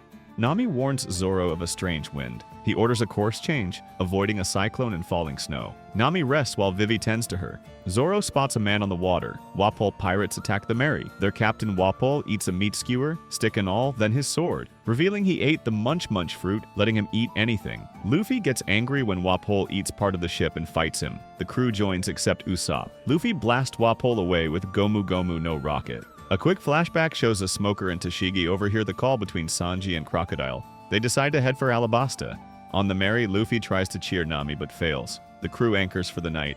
Nami wakes, sees her friends asleep, smiles, and goes back to sleep. Sanji keeps watch. Vivi explains the cold signals an island is close. Sanji spots land. They reach Drum Island, but villagers threaten them. Dalton orders them to leave. A villager fires at Sanji but misses. Sanji prepares to fight, but Vivi steps in and is shot. Luffy, furious, prepares to attack, but Vivi hugs him, telling him a captain shouldn't solve everything with fighting. Luffy calms down and apologizes. Dalton understands and invites them to follow him. Vivi smiles and Luffy compliments her. They walk with Dalton, encountering a hiking bear. Usopp suggests playing dead and everyone quietly passes. On the Going Merry, Zoro says his legs are healed. Shirtless, he trains while Karoo watches. Dalton introduces Bighorn and sends non-guards home. Dalton invites the crew to rest at his house. Nami lies in bed while Vivi covers her. Dalton introduces himself as security squad captain. He feels he's seen Vivi before. Vivi nervously changes the topic, asking about Nami's fever. Dalton explains the Drum Rockies and mentions Dr. Kureha at the old drum castle. Luffy decides to climb the mountain with Nami on his back. Nami agrees. Sanji joins. Dalton warns them to avoid the main path because of Lapons. After they leave, Usopp and Vivi watch them go. Dalton stays with them and explains Drum Island's history. The island was famous for doctors until 5 months ago when pirates attacked. Their captain called himself Blackbeard. Some thought the kingdom's fall was deserved because of the corrupt king, Wapol. Luffy and Sanji run through the snow as a Lapon attacks. Sanji kicks it away. Soon a large herd blocks their path. Meanwhile, Wapol sees Drum Island from his ship and warns his crew. Sanji tells Luffy not to fight the Lapon because Nami would be affected and uses Flanche Shoot to knock one away. Elsewhere, Kureha operates on a sick boy, gives him medicine, and charges a huge fee, but gives a tiny discount when thanked. Dalton explains how Wapol limited doctors and created the Ishi 20, making Vivi angry. Dalton realizes Vivi is the princess. At the coast, Wapol's pirates attack the Watchmen. Wapol rides Robson while Chess rebuilds the drum castle symbol. Usopp learns the doctor went to Gastaya. An injured watchman reports Wapol to Dalton. Luffy and Sanji are caught in a Lapon-triggered avalanche. They climb a cliff, but the snow still hits them. Villagers prepare for Wapol's arrival. Wapol eats buildings as he marches. Kuromaru says the Straw Hats are looking for a doctor. Dalton reaches Bighorn and attacks Wapol, but the Ishi 20 heal him. Dalton pleads, but Dalton transforms into Bison Human. Chess and Kuromaru comment on each other. Luffy continues to the mountain but is stopped by Wapol's men. The Lapon he helped protects him, letting Luffy escape. They find Zoro buried in snow. Wapol's men defeat the Lapons. Zoro, Vivi, and Usopp reach Bighorn and see chaos. Zoro recognizes the soldiers, defeats them, and takes their warm coats and swords. Villagers thank Zoro and dig for Dalton. Usopp helps. After a long struggle, Luffy reaches the top. Chopper brings them inside. Kureha and Chopper treat the crew. Chopper identifies Nami's illness as a Keisei bite. Nami wakes and meets Chopper, who is nervous and clumsy. Kureha explains the bite could have killed her in 2 days. Chopper watches over Luffy and Sanji. Luffy wakes hungry, scares Chopper, and they chase him until they see Nami. Kureha explains Chopper is a reindeer who ate the Hito Hito no Mi, letting him talk and walk like a human. Chopper transforms into a strong form to escape. Kureha says she raised him in medicine. Wapol and his men search for Luffy. Everyone digs for Dalton, who is found without a pulse. Kureha tells Nami Chopper's sad past. He was born with a blue nose, rejected by reindeer and humans, and even more after eating the devil fruit. Sanji and Luffy try to close a gate, but Chopper protects a bird nest. Sanji calls him a monster, making him run. Luffy likes him and wants him on the crew. In the lab, Luffy startles Chopper, but he catches falling glassware. Luffy tickles him and asks him to join, but Chopper runs. Sanji brings Nami food. Kureha enters, Sanji calls her Madam, and she kicks him. Luffy keeps chasing Chopper until Kureha hears the word Nakama and begins telling Hiruluk's story. Years ago, Hiruluk escaped soldiers during the doctor hunt. He treated a sick man with a strange frog medicine that turned him green. Soldiers came and Hiruluk fled, briefly meeting Kureha, then running into injured Chopper. Chopper attacked Hiruluk, but he proved he meant no harm. Chopper woke, ate bread, and cried. After 3 days, Chopper spoke for the first time. They visited villages but were chased away. After a small fight, Hiruluk gave Chopper a hat and told a story about miracles and cherry blossoms. One day, Hiruluk forced Chopper out and asked Kureha how long he had left. 10 days. He wanted to show Chopper that anything is possible. Chopper remembers soldiers talking about a miraculous mushroom. He searched Hiruluk's books and went to find it. He met a reindeer herd. One headbutted him, but he fought back. He found the mushroom, but was badly beaten. He returned to Hiruluk with a broken leg and swollen eye. Hiruluk hugged him, calling him kind-hearted, cooked the mushroom, and sent Chopper to rest. Kureha arrived, revealed the mushroom was poisonous, and taught Chopper that kindness alone isn't enough. Knowledge is needed. Chopper cried. Hiruluk reached the castle, but Wapol revealed it was a trap. Chopper ran up the mountain too late. Hiruluk blew himself up. Dalton stopped Chopper, saying he would die too, and vowed to carry on Hiruluk's will before being imprisoned. Back in the present, Luffy spots Wapol and his crew. Chopper informs Kureha. Chess points out Drum Castle's flag. Luffy attacks Wapol with a Gomu Gomu no pistol, sending him flying, but his subordinates catch him. Luffy enters the castle to find warm clothes, while Sanji protects Kureha from afros thrown by Kuromarimo. The afros stick and catch fire when Chess shoots arrows. Luffy borrows Nami's jacket and attacks Wapol. Wapol becomes Baku Baku Factory, eats Chess and Kuromarimo, then releases them and shoots Hiruluk's Jolly Roger. Luffy catches and raises the flag, charging Wapol and his subordinates. Chopper takes a rumble ball, fights Chess Marimo, dodges arrows, and smashes hammers using Brain Point. Luffy watches. Wapol sneaks into Drum Castle. The Ishii-20 revive Dalton, and he is helped by Usopp and Zoro toward the mountain. Inside, Chopper tells Kureha that Luffy calls him a friend. Nami grabs a coat to escape. Wapol chases her and tries to eat her, but Luffy stops him. Nami scolds Luffy for damaging her jacket. Wapol looks for the armory to eat its weapons, but finds the key missing, running up the stairs with Luffy following. At the castle dome, Wapol shows the Royal Drum Crown 7-shot Blick Blick cannon, but finds it empty. Only snowbirds fly out. Outside, everyone watch via the ropeway. Dalton carries dynamite, ready to destroy the castle if needed. Luffy catches Wapol's attack with his rubber fingers and fires him upward with Gomu Gomu no Ogon, leaving Hiruluk's flag waving on the castle. Luffy reunites with Zoro, Usopp, Vivi, and Dalton. Chopper hides behind a tree, recognized by Dalton for his bravery. Villagers call him a monster, but Luffy declares him a new crewmate. Luffy chases him to officially join. Kureha treats the wounded and negotiates the armory key with Nami. Chopper hesitates but finally joins the Straw Hats, moved by Luffy's acceptance. Chopper rushes to tell Kureha, but she immediately starts yelling at him, asking how he could even think of leaving. She insists he could never want to be a pirate. He's just a reindeer and a doctor. He can't abandon his duties. Kureha throws weapons at him, and Chopper flees with Kureha in hot pursuit. Using Kureha's sleigh, Chopper carries the Straw Hats down the ropeway, astonishing the villagers along the way. Kureha confides in Dalton that she hates saying goodbye, her eyes welling with tears. Hiruluk's dream finally comes true. As the villagers fire the cannons, the snow turns pink, like falling sakura petals. Chopper and the villagers are deeply moved to tears. On the Going Merry, the crew enjoys Drum Island's Sakura effect. Luffy entertains everyone, and Chopper warms up to his new friends. He talks to animals, and Nami notes his medical skills from Kureha. The crew teases him, but he begins to enjoy being part of the group. Back on Drum Island, Kureha and Dalton talk about the kingdom's future. Dalton recalls Vivi's father, King Cobra, and Wapol's past misdeeds, respecting Vivi's dignity. The Ishii-20 pledge loyalty to Dalton. A messenger delivers Luffy's wanted poster to Dalton. A man named Ace asks them to tell Luffy if he comes this way, he will be waiting for him in Alabasta for 10 days.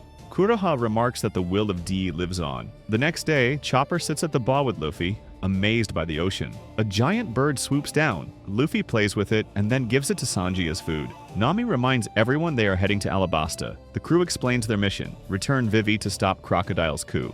Vivi describes Baroque Works' hierarchy: 5 officer-agent pairs, 8 frontier agents, and thousands of subordinates. Luffy is excited to fight Crocodile. Meanwhile, Mr. 2 punishes the navigator for failing to kill Mr. 3. Crocodile and Miss All Sunday discuss the threat to Alabasta. Later, Luffy and Usopp save Mr. 2 from drowning. While waiting for his ship, he shows his main Know My power, which lets him copy anyone's face he touches. Luffy, Usopp, and Chopper are amazed, and Vivi notices he has copied her father. Later, Mr. 2's ship arrives, showing he is a Baroque Works officer. To avoid confusion, the crew wraps bandages around their arms so he cannot copy them. Arriving at Alabasta, Nami urges good behavior, but Luffy runs off to find food. Vivi explains she plans to go to Yuba, where the rebel army is, but the only way is across the desert. At the restaurant, the young man from earlier sits at a plate of food. Everyone thinks he is dead from a venomous bite, but he wakes, wipes his face, and keeps eating. After dozing again, he asks Yoshimoto about Luffy. Smoker arrives, notices the commotion, and identifies the man as Portgas D. Ace, 2nd Division commander of the Whitebeard Pirates, surprising everyone. Ace explains he is searching for his brother, Luffy. Luffy runs through Nanohana following food smells. Smoker plans to capture Ace but focuses on Luffy instead. Using Gomu Gomu no Rocket, Luffy smashes the restaurant and surrounding walls to get food. He eats quickly as Ace apologizes to a family for the mess. Smoker recognizes Luffy from Logetown and chases him. Luffy, knowing he cannot beat Smoker alone, searches for his crew while Smoker orders Tashigi to track the Straw Hats. Luffy arrives to everyone with Smoker close behind. Ace blocks Smoker's attack with Hyken, showing he has eaten the Mera Mera no Mi, the flame fruit. Ace tells Luffy to run while he holds off Smoker. Luffy announces to his crew that Ace is his brother, shocking them. The crew escapes to the Going Merry as Ace fights Smoker. Nami asks about Ace's relation to Luffy, and he confirms it. They reach the ship and load supplies, but Luffy is missing. Luffy waits in an alley, unsure where the crew went. Ace greets him from a roof and invites Luffy and the crew to join the Whitebeard Pirates, but Luffy refuses. On Smoker's ship, Mr. 11 is tied to the mast. Billions try to get promoted by capturing Ace, but when Mr. 11 asks to be untied, they shoot him instead. They hear Ace is in town and see a chance for promotion. Luffy and Ace look for the crew, unaware Billions surround them. A fight breaks out, but Luffy defeats the leader with Gomu Gomu no Bazooka. Spotting the ship, Luffy stretches his arms to reach it. Ace arrives in his boat and destroys 5 approaching ships with Hyken attacks. Smoker questions Tashigi about Vivi, but concludes she seems friendly with the Straw Hats. He senses something big is coming. On the Going Merry, Usopp, Luffy, and Chopper toast to Ace joining them, but he declines, saying he seeks Blackbeard for killing a crewmate. Nami notes they are going to Yuba, the same place as Ace. Vivi explains the route, and they all toast together. On shore, Vivi gives Karoo a letter for his father about Baroque Works plans. Karoo leaves quickly to deliver it. On the ship, Ace warns Zoro that Crocodile may have bigger plans. The crew reaches the desert. Chopper notes the heat, and Nami says it is over 50 degrees Celsius. Vivi warns that skin exposed to the sun will burn. Sanji complains about their clothes but follows. Zoro spots Kung Fu dugongs in the water. Luffy mistakes them for seals, fights them, and learns they can't cross the desert. They say goodbye. At Eromeru, Vivi explains it is now a ghost town. Dance powder caused droughts called the King's Miracle.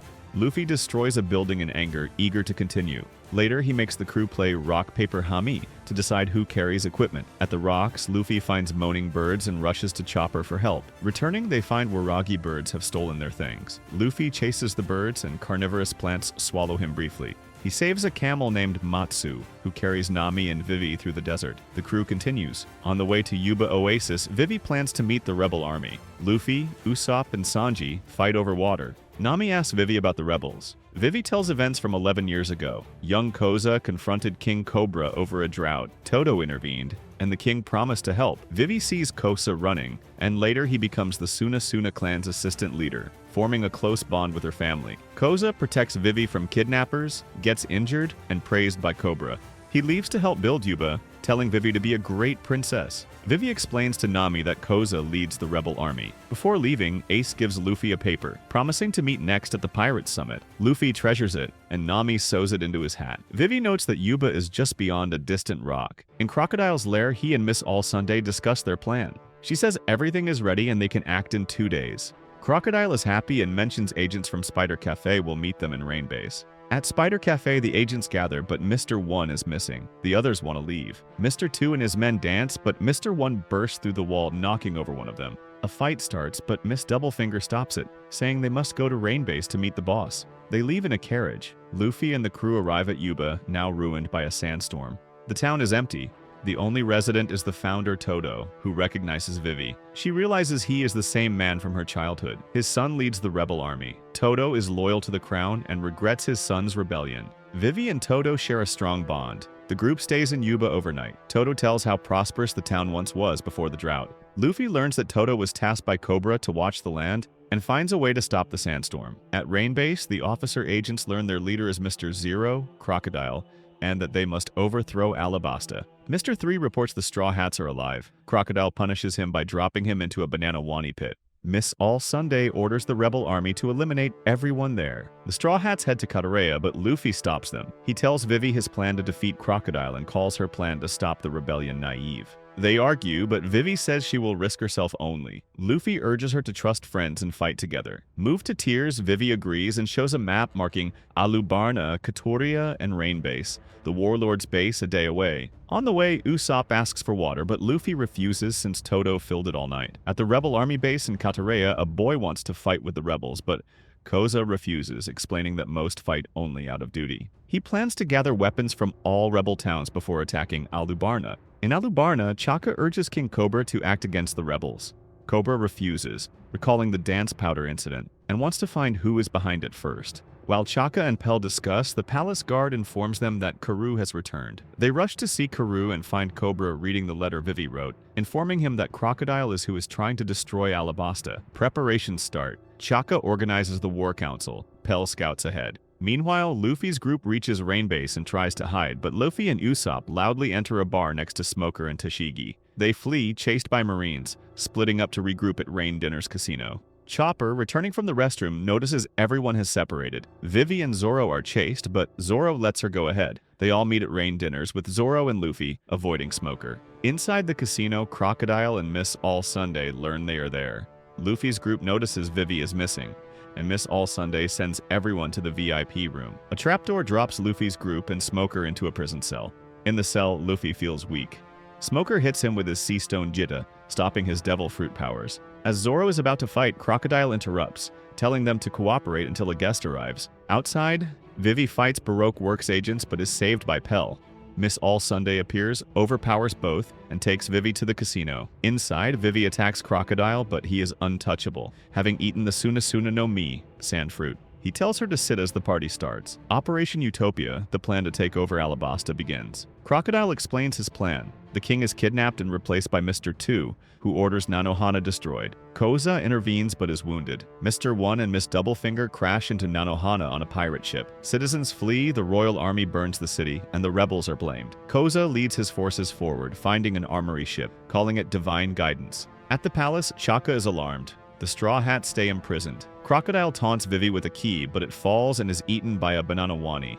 Crocodile gives them 1 hour as water fills the cell. Crocodile gets a call from Sanji. Vivi leaves to get help, while the casino bridge collapses to block Baroque Works. Chopper distracts Crocodile as Sanji frees the crew. Smoker explains Miss All Sunday's long-standing bounty. Sanji fights Banana Gators to recover the key. Mr. 3 emerges from an alligator, giving the Straw Hats an idea to escape. Crocodile and Miss All Sunday return to find the cell empty. Luffy tells Zoro to save Smoker, and Smoker then allows the crew to escape. They flee east while Smoker calls off the chase and sends reinforcements from nearby marine warships to Alabasta. Chopper and Matsuge ride a giant crab, following Nami's perfume. Matsuge is friends with many animals, including the crab. The Straw Hats head toward Alubarna. Crocodile's hook grabs Vivi and pulls her away. Luffy quickly switches places with her and follows the hook to Crocodile. Before fighting, he tells the others to go straight to Alubarna and take Vivi home. Luffy promises to meet them there and faces Crocodile and Miss All Sunday. Luffy praises Vivi's selflessness. Crocodile mocks her belief and asks if Luffy agrees. He does, but says he will stop Crocodile as Vivi's friend. Crocodile threatens him and calls Miss All Sunday by her real name, Nico Robin, who leaves claiming she is going to Alubarna. Crocodile sets a 3-minute timer and begins the fight. Luffy attacks, but Crocodile turns to sand to avoid it. Luffy's attacks pass through him until a direct punch enrages Crocodile. Crocodile counters with Desert Spada and other sand attacks. Luffy drinks water from Yuba to recover, then attacks Crocodile's head with Gomu Gomu no Baku Baku. Crocodile prepares Sable Sandstorm to destroy Yuba. Luffy is pierced by his hook. Crocodile throws Luffy into quicksand and heads to Alubarna. Meanwhile, Smoker orders Tashigi to decide whether to follow the Straw Hats or help the Royal Army. The Straw Hats to cross a river to Alubarna. Hami runs on water, encouraged by Nami's dancing. Halfway across, he sinks but is saved from a sea monster by the Kung Fu Dugongs, who follow Luffy's orders. They reach shore and see Karoo and the super spot-built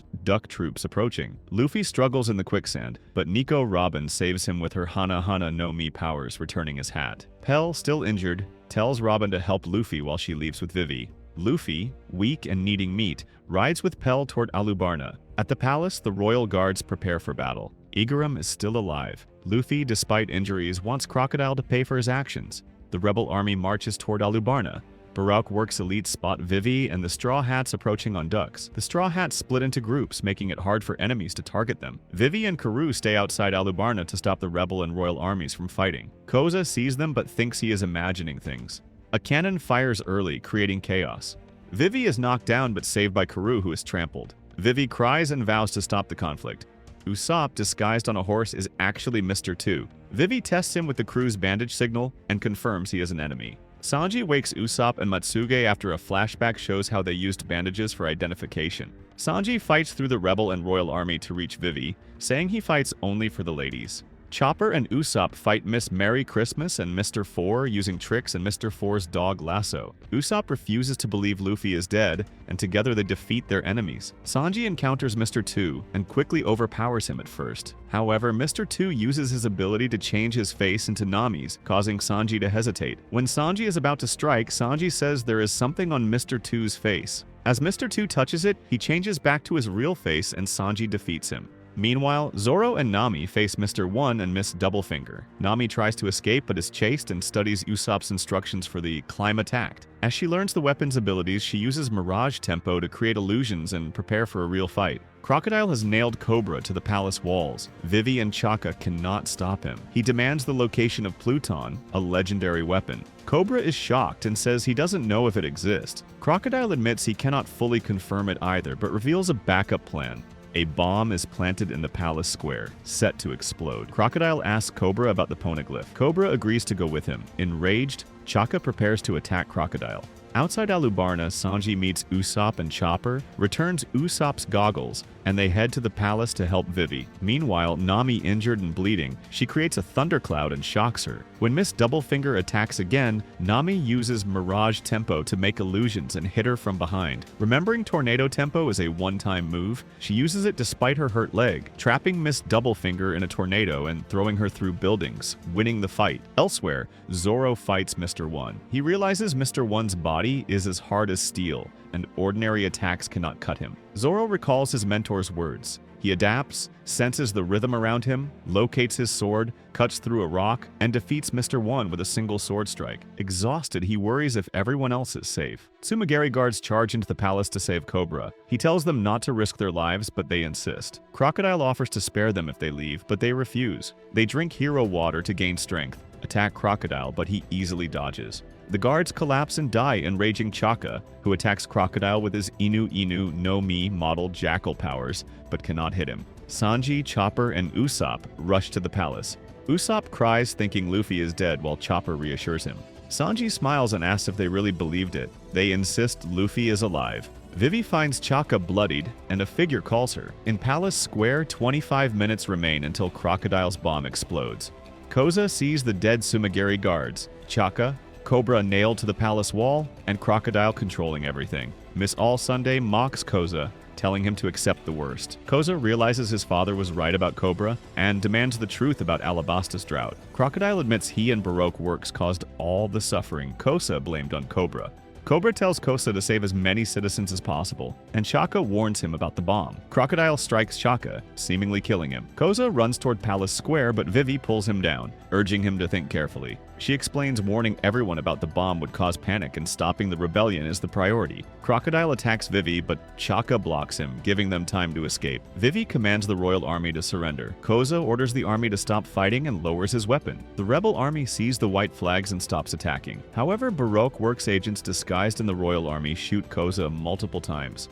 Crocodile creates a sandstorm, hiding the battlefield, letting infiltrators continue shooting and restarting the fight. Vivi and Koza try to stop the chaos, but their voices are drowned out. Chaka collapses from his wounds, and Cobra urges Vivi to run, but she refuses, determined to stop the bomb. Crocodile grabs her by the neck and hangs her over a cliff, mocking her for not warning the soldiers. Vivi insists she will never give up. Crocodile notes her 2-year spy work in Baroque works and drops her off the cliff.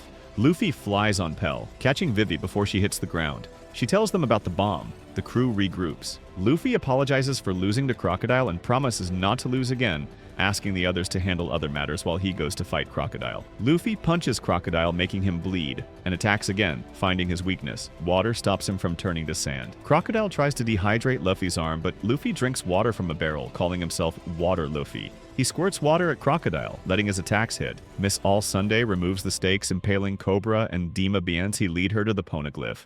Crocodile tells her to go. As they leave, Crocodile uses ground secco to dry the area, turning it into a desert. Luffy sprays water at him, but Crocodile absorbs it and keeps draining moisture from the palace. With 8 minutes left until the explosion, the Straw Hats rush to find the cannon. Meanwhile, Cobra wonders if Robin is really Miss All Sunday, whose name was famous 20 years ago. On the way to the poneglyph, they encounter Tashigi and Marines. Robin disables some with her powers, and a Marine recognizes her as the 8-year-old who earned a 79 million bounty for sinking 6 ships. Tashigi sends her men to Palace Square and stays to fight Robin, who easily defeats her. In the palace, the lawn has turned to sand. Crocodile sneaks on Luffy, grabs him by the neck, and absorbs all water from his body, leaving him dehydrated. Crocodile says Luffy lost again. However, water Luffy had sprayed on Crocodile falls back, reviving him. Luffy recovers and searches for them. Luffy meets Tashigi and asks which way Crocodile went. She points the way, scolding herself as he rushes off. Near the tomb, Luffy collapses from bleeding and falls asleep. Robin and Cobra find the poneglyph. Crocodile reaches them and demands Robin read it. She reads Alabasta's history, not Pluton's location. Angered, Crocodile says she has been useful in Baroque works for 4 years but must die for breaking her promise. Robin tries to attack him but fails. Cobra starts a timer that will destroy the tomb, planning to kill Crocodile and Robin to protect his country. Vivi injures her knee while searching for the bomb. She figures out where the bomb is and has Usopp call the rest of the Straw Hats. Luffy wakes up and starts looking for Crocodile. Crocodile tells Cobra he can turn the tomb's stone to sand and bury them all. Vivi and Usopp are chased by Baroque Works agents and use a chalkboard to distract them. Luffy finds Crocodile, Cobra, and the badly hurt Robin. He demands Crocodile return Vivi's country and hits him twice. Using his own blood, Luffy stops Crocodile from turning into sand. Crocodile reveals his hook is filled with poison. Zoro finds Marines from Tashigi's group, who point him toward the city center. Vivi and Usopp keep running while Tashigi stops their pursuers. Nami and Chopper reach Vivi and Usopp with only 2 minutes left before the bomb explodes. Luffy faces Crocodile while Vivi searches for Pell, believing he may be the only one fast enough to stop the cannon.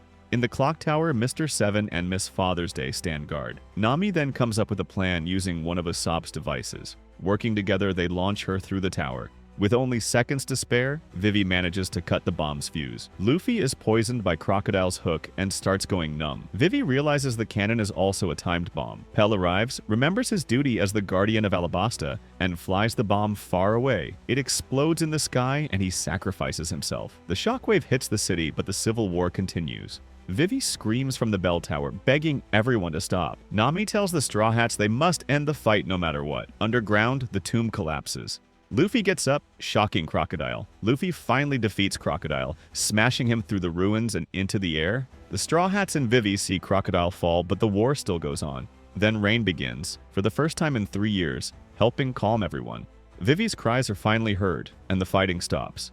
People are still angry about past events, but Chaka orders the royal army to stand down. Igaram appears with Kappa, who proves Baroque works caused everything. The people lower their weapons. The Straw Hats meet King Cobra carrying the hurt but alive Luffy. Cobra explains Luffy carried both of them to safety and got an antidote for the poison, though he still needs more care.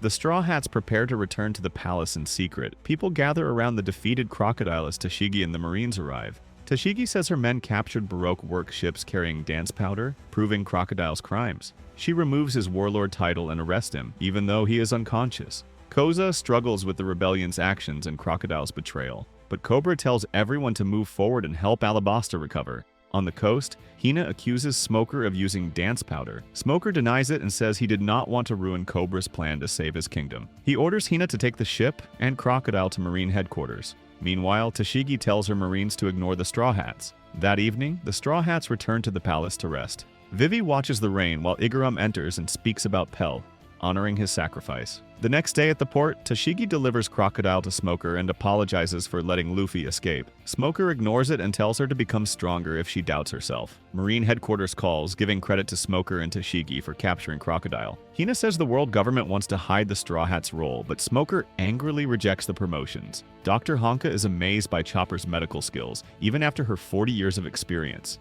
Vivi takes care of Luffy while Karoo rests. Sanji and Usopp walk through the city, proud of the people rebuilding. And Zoro trains by balancing boulders. In the palace library, Cobra lets Nami take any books she wants.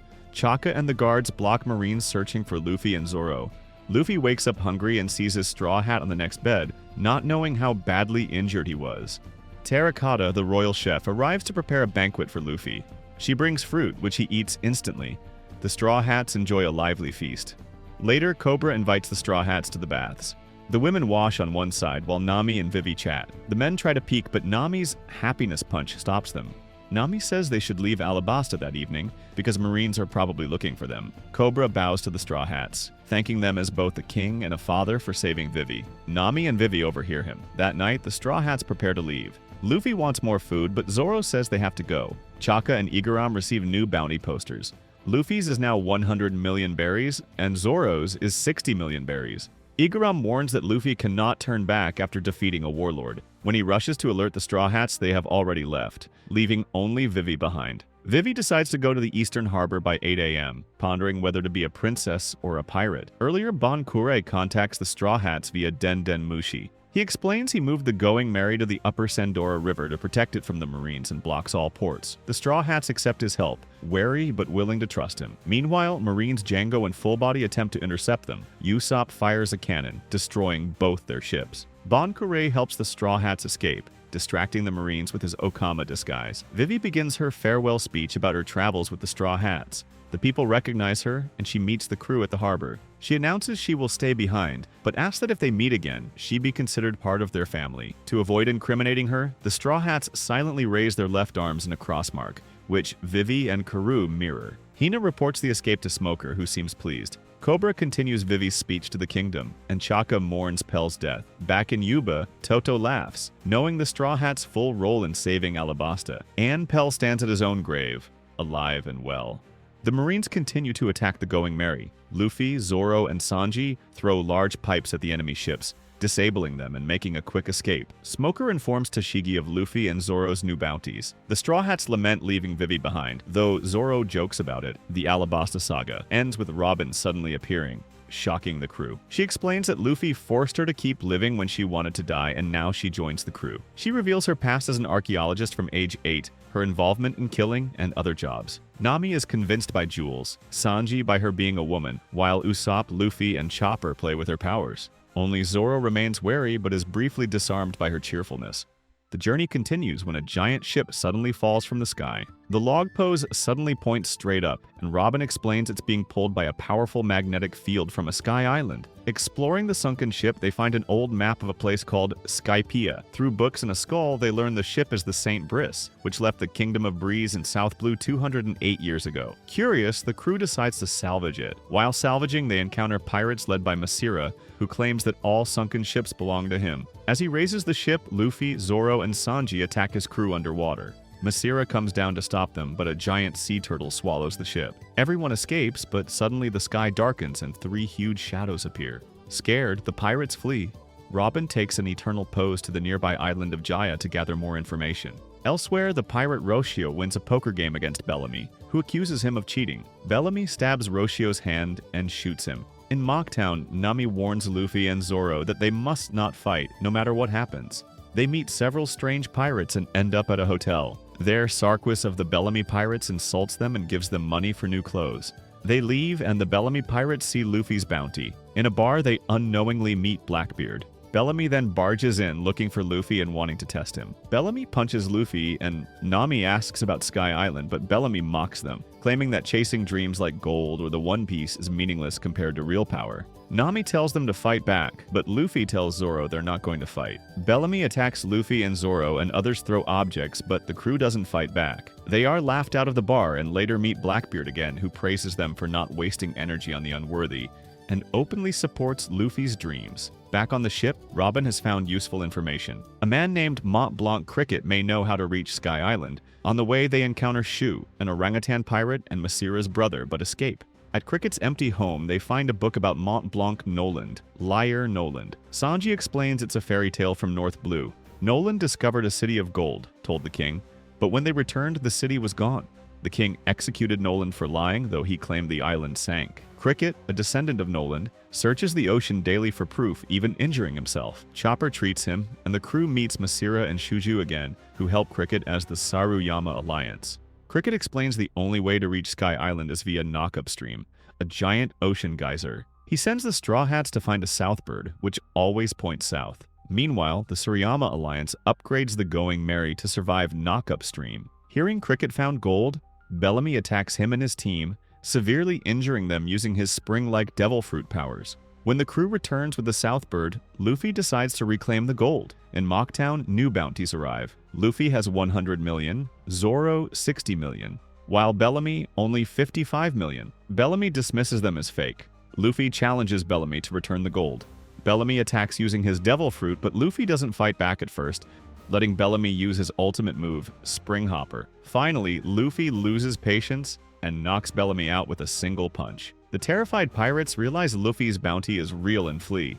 Luffy takes the gold back to Cricket's house while the remaining Bellamy pirates are too scared to fight. Hearing about Luffy's bounty, Blackbeard and his crew plan to strike. Elsewhere, Ace boards Buggy's ship to help search for Luffy. Shanks tries to contact Whitebeard, but his letter is torn up. Whitebeard tells Rockstar to bring Shanks to him in person. Shanks orders his crew to prepare for the meeting. At Mary Jouais, the Marines and the 7 warlords gather to discuss replacing Crocodile. Fleet Admiral Sengoku is surprised to see Kuma and Doflamingo there. Mihawk also arrives, and just as the meeting begins, Lafitte from the Blackbeard Pirates shows up to recommend his captain as Crocodile's replacement. No one has heard of him yet, but Lafitte says they are working on it. Back at the Straw Hats, they return Cricket's gold and head for Knockup Stream, guided by the Suriyama Alliance and the Southbird. They are confronted by Blackbeard pirates, showing their new bounties. But before a fight starts, the Straw Hats are swept into Knockup Stream, sent flying into the White Sea, while the Blackbeard pirates' raft is destroyed. Riding the stream, the Straw Hats reach Skypiea, a sea of clouds. They are attacked by a masked man on the clouds, but are saved by an old knight, Ganfall, riding a bird named Pierre. Ganfall explains the thin air made them weak, gives them a whistle for help, and the crew continues. They arrive at Heaven's Gate, the entrance to Skypiea, where a fee of 1 billion extols per person is demanded. The crew doesn't know the currency, and the gatekeeper, Amazon, warns them nothing. They enter Skypiea and reach Angel Island, meeting Canis and her father, Pagaya. Nami tests a device called a waver and rides to a nearby forested island called Upper Yard, a forbidden sacred ground. Luffy wants to follow her, claiming it's for adventure. At Upper Yard, Nami sees Enel's priest chasing a treasure hunter, but Enel instantly destroys him with a massive lightning beam. Nami realizes the priests are tracking her and rushes back. On Angel Island's beach, the crew meets the White Berets, Skypiea's law enforcers, who declare the Straw Hats criminals. The fee for illegal entry is 10 billion extols per person, and minor actions like snoring raise their crime level. When Nami returns, she crashes the waver into McKinley, the chief, and the White Berets attack but are easily defeated by Luffy. This escalates the crew to Class 2 criminals, to be handled by the priests. The crew prepares to leave with Nami, Chopper, Robin, and Zoro boarding the ship, while Luffy, Sanji, and Usopp gather supplies. Suddenly, the ship is grabbed by a super-fast shrimp, carrying them to Upper Yard. Luffy, Sanji, and Usopp head to Lovely Street to get a boat to rescue them. Canis lends them her dial-powered ship. Luffy asks why he has been trembling since leaving the house, and she reveals she did everything according to God Enel's will. Enel fires a massive beam at Canis, but Ganfall saves her, taking them out of Enel's range. Despite Enel's show of power, the 3 pirates continue to Upper Yard without trouble. Meanwhile, Nami, Zoro, Robin, and Chopper are on the ship above a sacrificial altar surrounded by shark-infested clouds. Zoro, Robin, and Nami decide to explore Upper Yard, swinging to land using vines while Chopper stays to guard the ship. They cautiously navigate the Milky Road, a winding path of cloud currents filled with hidden dangers and shifting obstacles, forcing the crew to constantly adapt and work together. They reach a hand-shaped statue with 4 paths: Ordeal of Swamp, Iron, String, and Balls. Luffy chooses the Ordeal of Balls, landing in a forest with floating cloud balls containing snakes, explosives, flowers, and other surprises. The priest Satori appears and attacks, using Mantra, a strange power that lets him sense and predict his enemies' moves. Luffy and the others struggle to anticipate his sudden strikes, realizing that Satori can almost read their intentions before they even act, making each dodge a desperate gamble. After a tough battle, the crew is nearly defeated, but they counter his attacks. Luffy grabs Satori and Sanji defeats him with a new move, Konkase. At Gonfal's house, he tells Konis and Pagaya about the ongoing war between the Shandia warriors and the Sky Peons over Upper Yard. Enel's takeover ended any hope of peace. Meanwhile, Priest Shura attacks Chopper at the altar. Chopper blows the whistle to call Ganfall, who fights Shura. When Shura uses the Ordeal of String, Ganfall and Chopper fall into the clouds but survive. Zoro's group realizes that Upper Yard is part of the lost city of gold from Noland's tale, sent into the sky by the Knockup Stream. Chopper wakes to find Ganfall and Pierre saved by giant southbirds. At the Shandia tribe, Isa reveals that Satori and Ganfall have been defeated. Wiper, Shandia leader, decides to reclaim Upper Yard and fights the remaining priests. When one of his strongest warriors, Kamakuri, is defeated, Wiper orders a retreat. Nami, Zoro, and Robin return to the altar and Luffy's group arrives. The crew camps in the forest to prepare. The Straw Hats piece together that Upper Yard is the lost city of gold. They plan to take treasure before returning to the Blue Sea. Nami combines maps of Jaya and Skypia to locate the city in the skull's right eye, according to Noland's log. Luffy starts a bonfire to celebrate, much to Nami's annoyance, and the crew dances with wolves in an Eve of Gold festival. Ganfall regains consciousness and explains to Robin that objects from the Blue Sea sent by Knockup Stream are highly valuable, especially Varth, soil that grows plants better than clouds. Upper Yard was once a holy land, leading to war with the Shandia. Later, Usopp sees a figure fixing the Going Merry through fog. By morning, all Shura's damage is gone. Nami plans for Luffy, Zoro, Chopper, and Robin to head to the Gold City,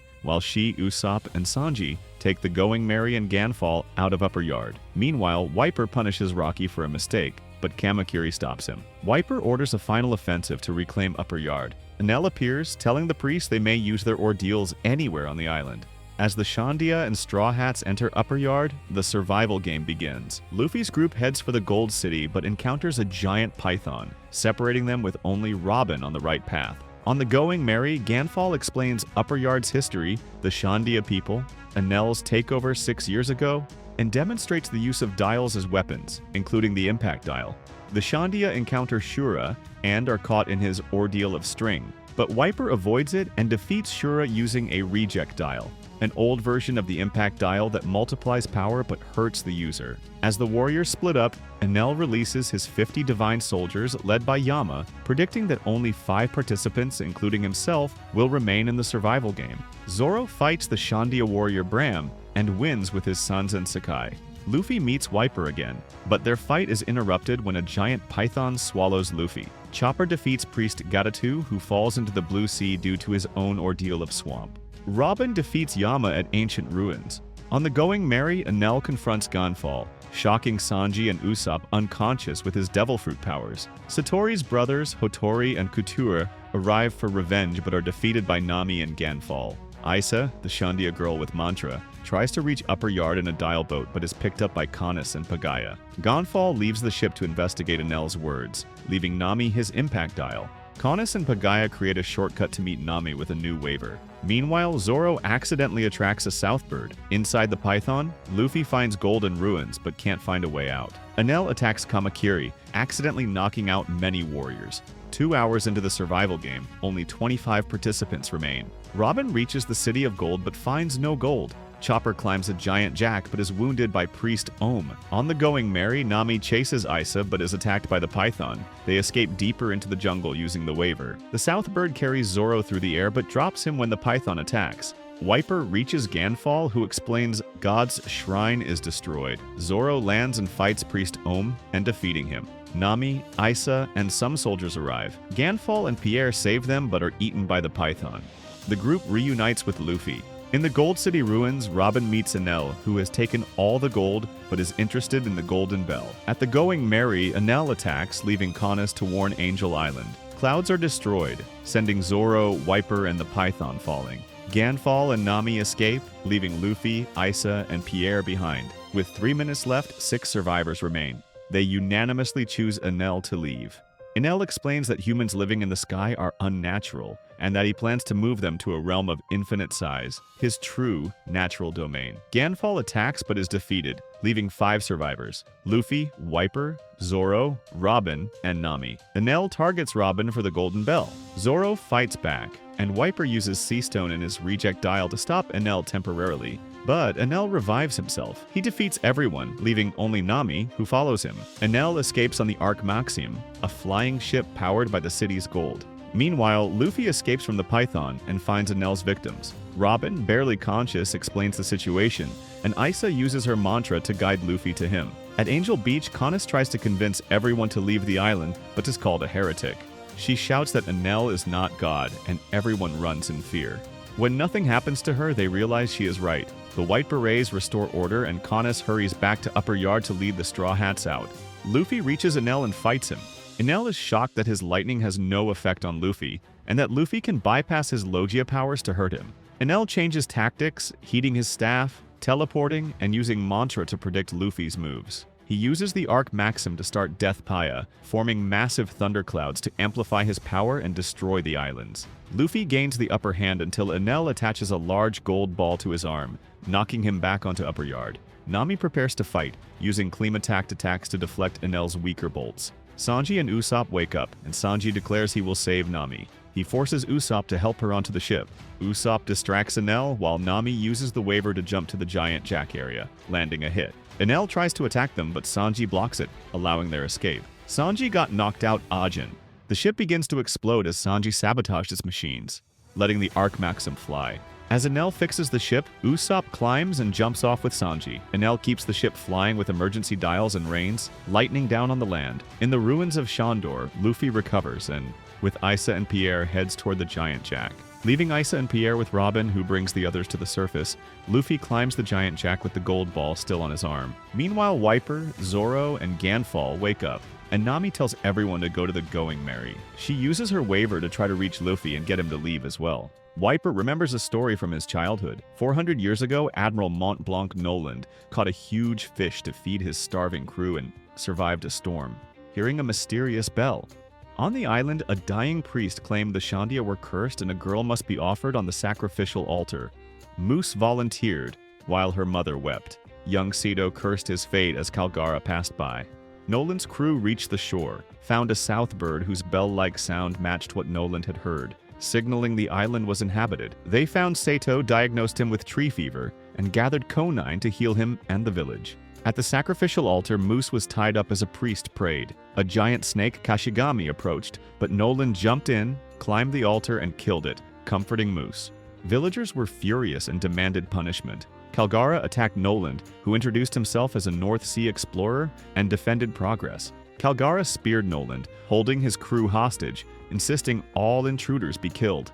Noland argued sacrifices were wrong and promised to lift the curse if villagers swore never to offer humans again. The Shandia chief gave him 1 day to prove it. His crew and Moose worried in cages, while Sato recovered, pondering Noland's words about progress. In the forest, Noland celebrated finding a Kona tree. An earthquake frightened villagers, and Calgara mocked Noland for being trapped. Villagers, angry over the quake and Kashigami's death, tried to execute Noland's crew, but Sato stopped them. At sunset, Moose and the crew were led to the altar. Noland confronted Calgara about human sacrifices.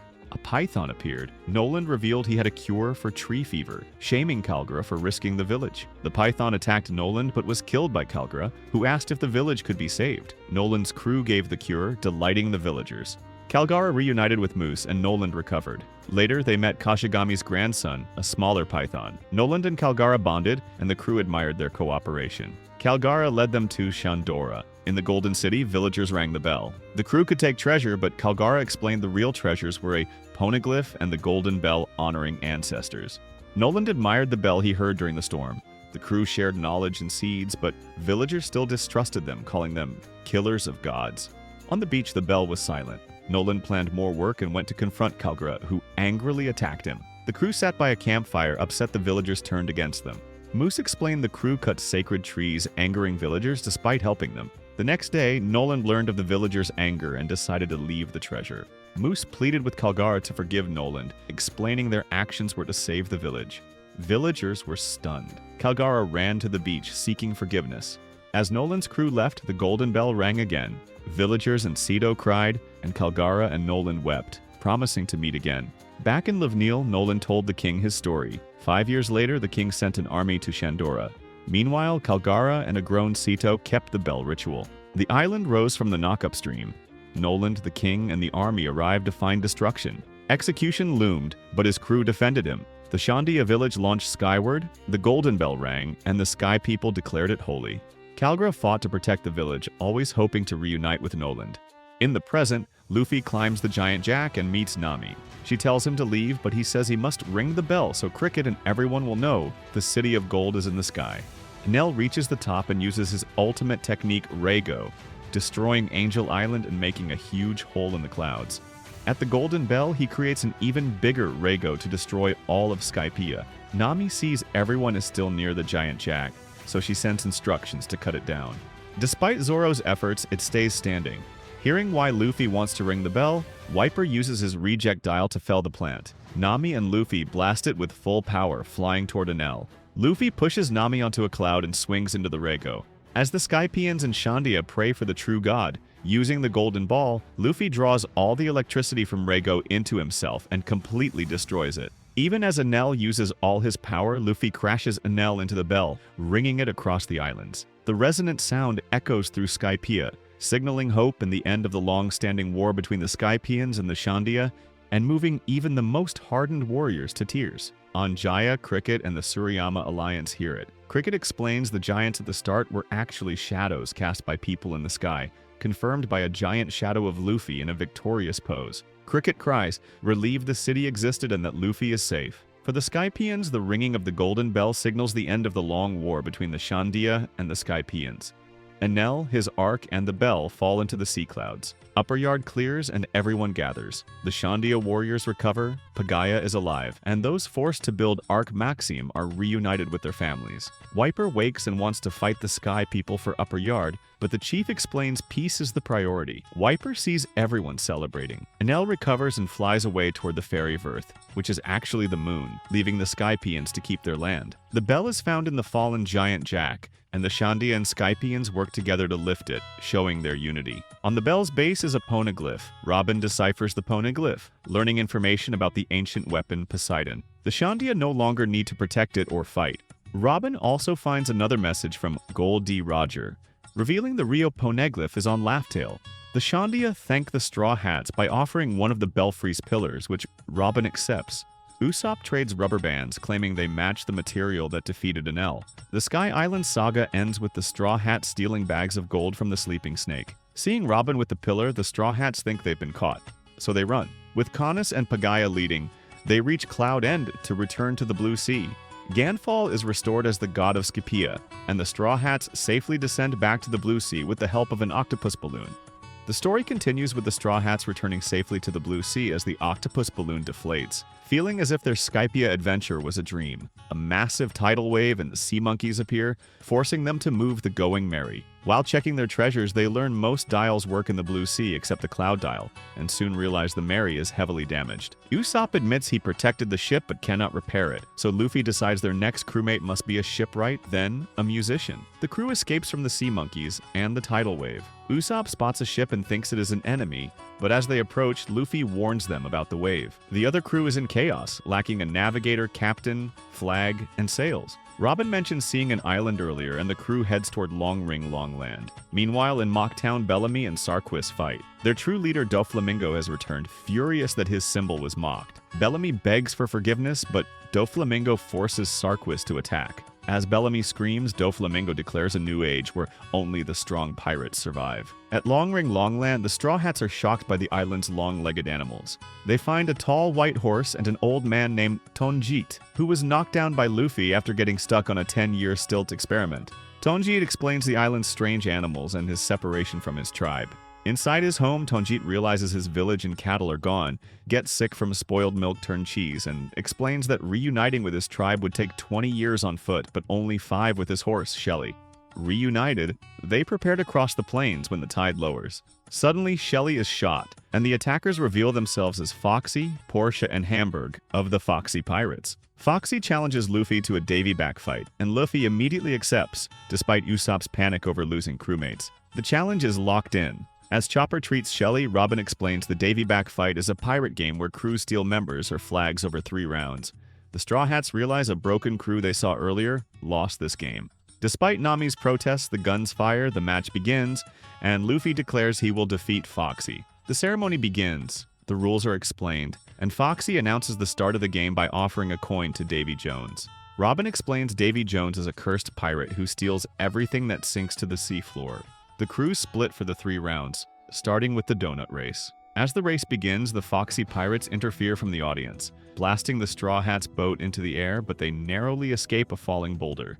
Sanji fights back against the cheaters. Capote uses Fishman Karate, but Robin restrains him and throws him into Manda. The Straw Hats use the impact dial to gain speed and take the lead, while Porsche plans to sink them near the Long Coral area, Long Whirlpool, and Long Cape, as Foxy prepares more tricks from shore. Foxy orders Hamburg ahead, while Luffy is distracted by food, Sanji by Foxy's women, Chopper by sweets, and Zoro by rum. Near the Long Coral area, Nami slows the Taru Tiger while the Cuddy Wagon rushes forward, trapping Manda in the currents. Using smoke and her knowledge of the maze-like whirlpools, Nami guides the crew safely through and has Usopp launch the ship over the whirlpool with the impact dial. The Cuddy Wagon recovers by using Capote inside Manda's mouth to smash through the corals.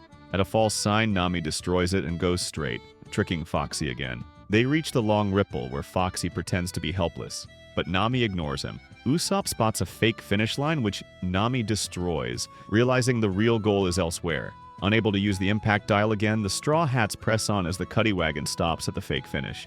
Nami reminds everyone that losing means losing a crewmate and reveals the true finish at the Long Bamboo shore. Portia orders an attack, but falling bamboo injures Capote. And although Portia damages the Taru Tiger with her weapons, the Straw Hats push forward.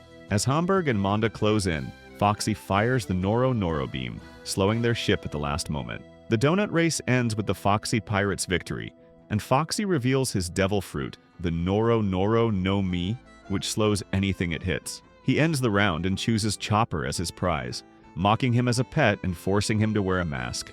The Straw Hats are devastated, but Zoro harshly tells Chopper that this was their choice as pirates. Round 2 begins with the undefeated Groggy Monsters. Zoro and Sanji fight for the Straw Hats, but are mocked, and Sanji is forced to be the ball. Weapons are banned, so Zoro drops his swords.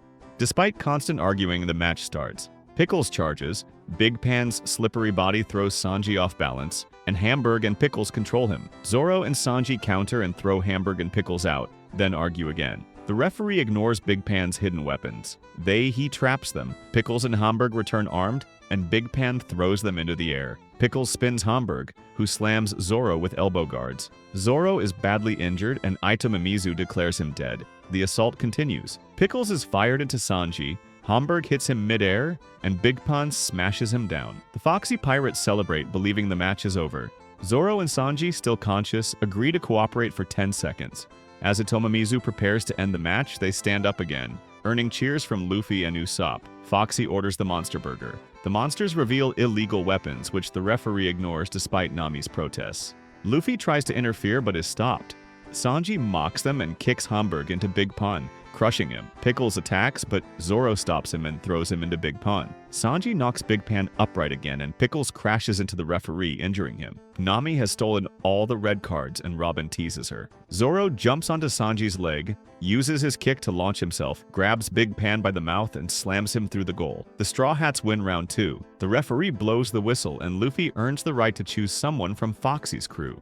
Nami suggests choosing Foxy to win instantly and get Chopper back, angering the Foxy Pirates until she shuts them up. Robin warns Luffy that choosing Foxy is easy, but no one wants him on the ship. Luffy chooses Chopper instead, bringing him back. Foxy despairs, but his crew urges him to win round 3. He warns the Straw Hats that losing means losing forever. Luffy confidently says he won't. A cannon selects Foxy's ship as the arena for the final battle. A 50-meter area around the ship where all weapons are allowed, but only the fighters may enter, while fireworks and smoke reveal giant bounty posters of Luffy and Foxy. Itamamisu announces the final battle between the captains. Luffy appears with an afro and flaming skull tattoo.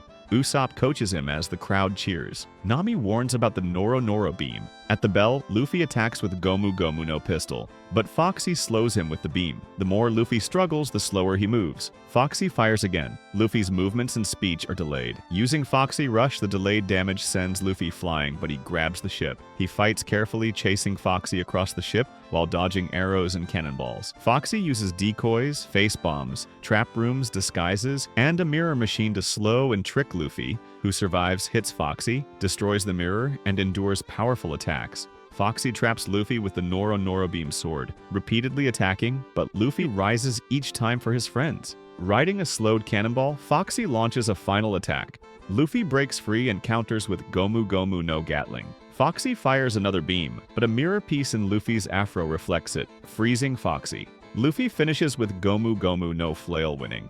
The Foxy pirates are stunned. Itamamisu declares Luffy the winner. The Straw Hats celebrate while Foxy's crew saves him. Usopp pokes Luffy until Chopper scolds him. Sanji and Nami joke about Luffy's afro. Luffy asks if he won, then relaxes. Foxy offers a handshake, tries to attack but fails. He gives up and ends the fight. Itamamizu allows Luffy to choose a member, but he takes only the Foxy Pirates flag, shocking everyone, making Nami relieved. Luffy promises to redraw their Jolly Roger, earning praise despite the flag's poor look. The Foxy Pirates leave aboard the Sexy Foxy, vowing revenge. Afterward, the Straw Hats check on Tanjit and Shelly. Luffy celebrates their victory, Chopper treats Shelly, and Nami offers a ride to reunite them with their tribe. Usopp explains the islands are connected, so the log pose cannot guide them separately. A man suddenly wakes up and asks who they are. The Straw Hats are confused, but Robin collapses in fear. They get ready to fight. The man reveals himself as Admiral Aokiji and notes how much Robin has grown.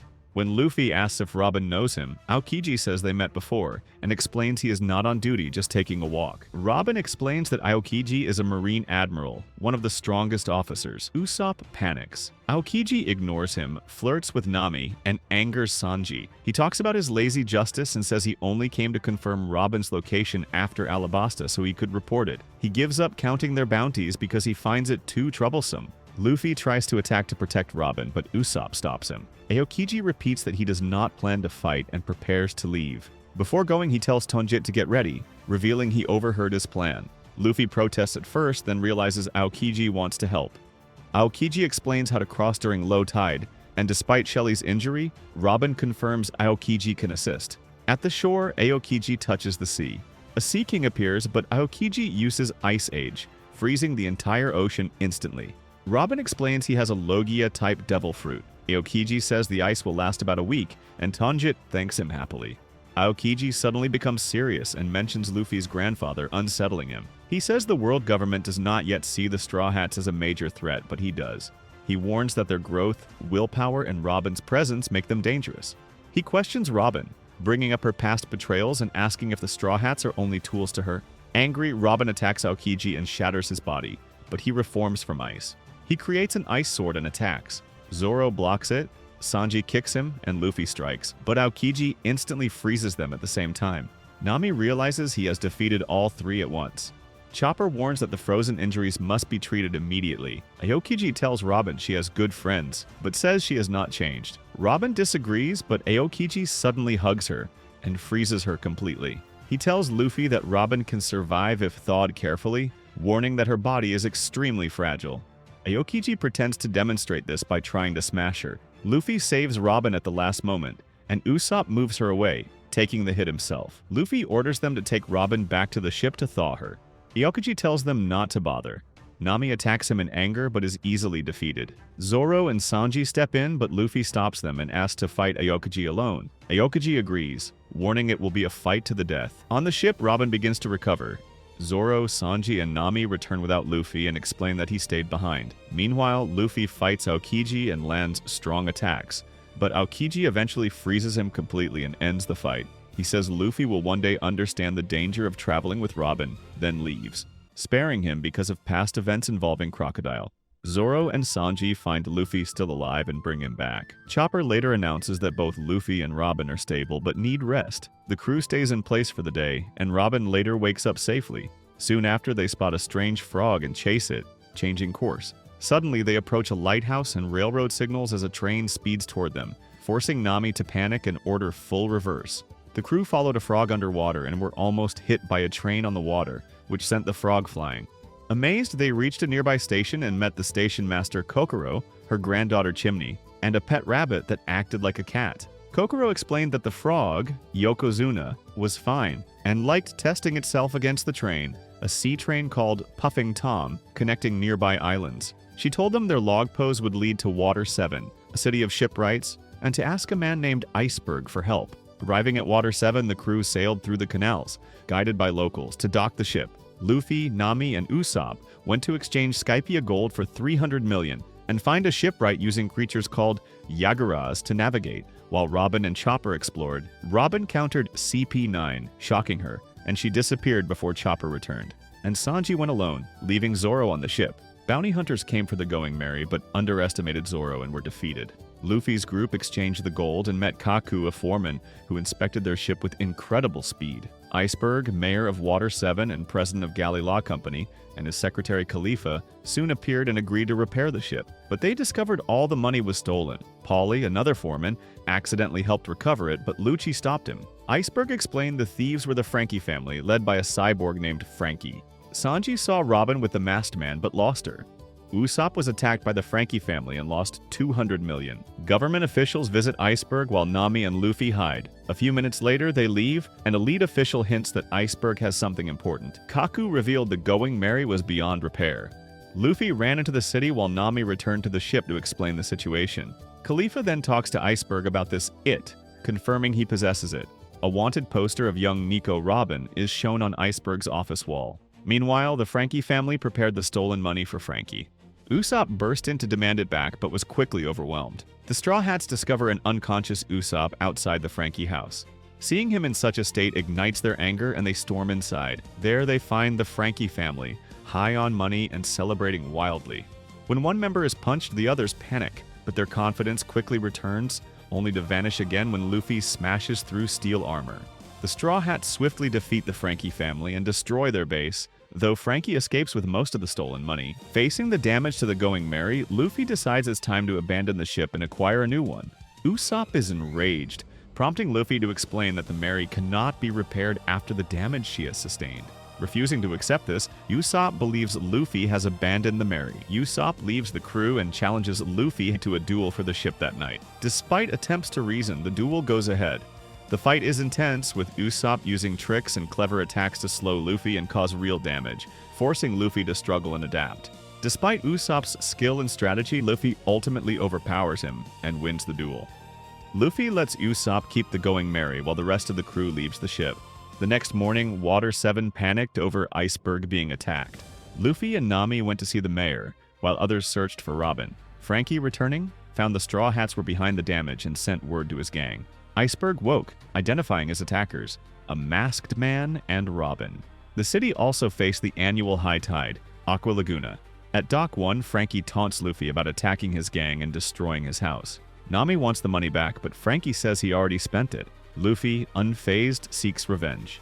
Frankie unleashes a massive fire attack, leaps into the water, and crashes into the boat, sending Luffy and Nami flying. Using his strong right, he flings Luffy across the water and into a wall.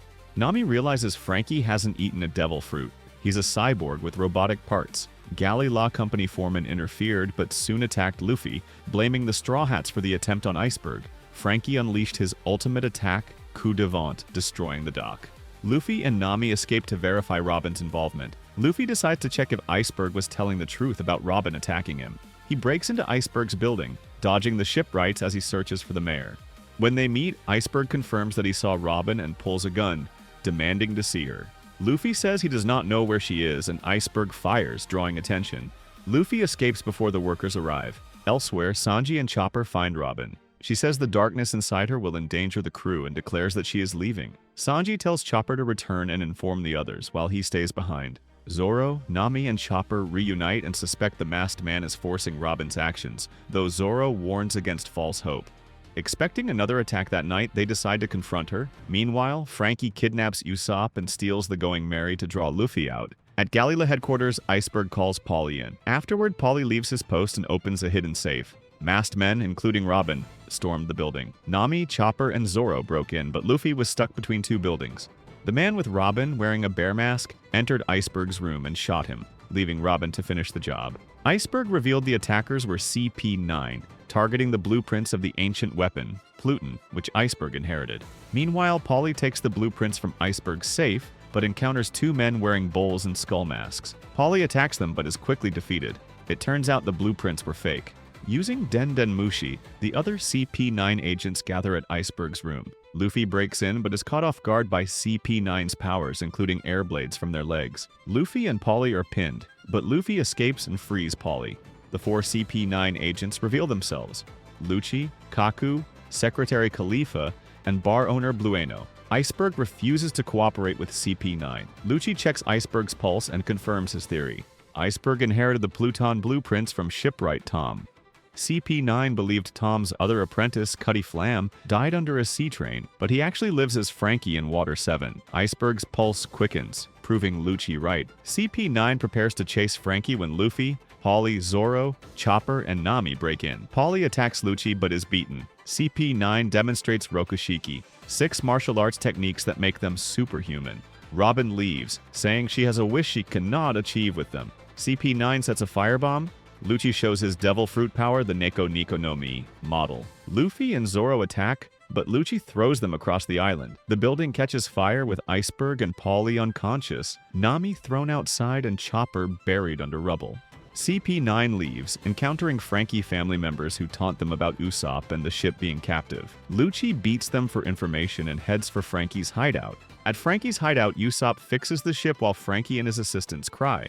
Usopp says he plans to return to Syrup Village after a bit more adventure, but Frankie warns the ship is too damaged. To prove it, Frankie throws Usopp in the water under the ship. Even so, Usopp keeps repairing it, revealing he saw a mysterious figure in Skypiea, repairing the ship after Priest Shura damaged it, which he thinks was the Going Merry's soul. Frankie confirms the Kleboterman, a ship spirit, exists and saves crews if the ship loves them. They discuss whether to leave a friend behind, but before finishing, 4 CP9 agents break in and knock out the assistants. Frankie recognizes them as Galley Law Company, but Lucci reveals they are government agents who know he is Cutty Flam and that they killed Iceberg. Frankie is knocked into a workshop, the old place where Tom's workers built ships. CP9 searches for the Pluton blueprints, but Frankie tells them to leave. A quick flashback shows young Frankie building ships and being attacked by a Sea King, while young Iceberg scolds him for always creating weapons. Tom, the skilled pufferfish shipwright, constructs ships flawlessly as Kokoro prepares meals. The island's shipbuilders argue over customers, and with the rising water, the city teeters on the edge of sinking. Tom devises a solution. After Gold D. Rogers' execution, a judiciary ship arrives to arrest Tom, but he declares he will build a sea train to connect the islands. The judge grants him 10 years to complete it. A decade later, Puffing Tom launches successfully. CP5 agents led by Spandam appear but are repelled by Frankie's cannons. Spandam confronts Tom, demanding the Pluton blueprints, yet Tom refuses. Later, Tom entrusts the blueprints to Iceberg and Frankie. The next day, a judiciary ship returns for Tom's retrial, and ships built by Frankie attack Water 7. The blame falls on Tom, and Frankie tries to intervene. Spandam claims he saved everyone, and Frankie protests, prompting Tom to punch him to make a point. A ship must be loved by its creator.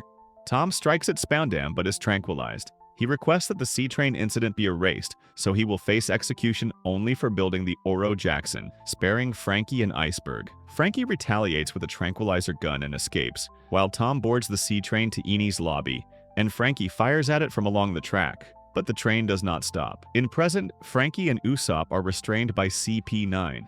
Spandam, wounded, threatens Frankie, and CP9 arrests Usopp for claiming to be a pirate. Kaku releases the Going Merry into Aqua Laguna's storm, where it breaks apart.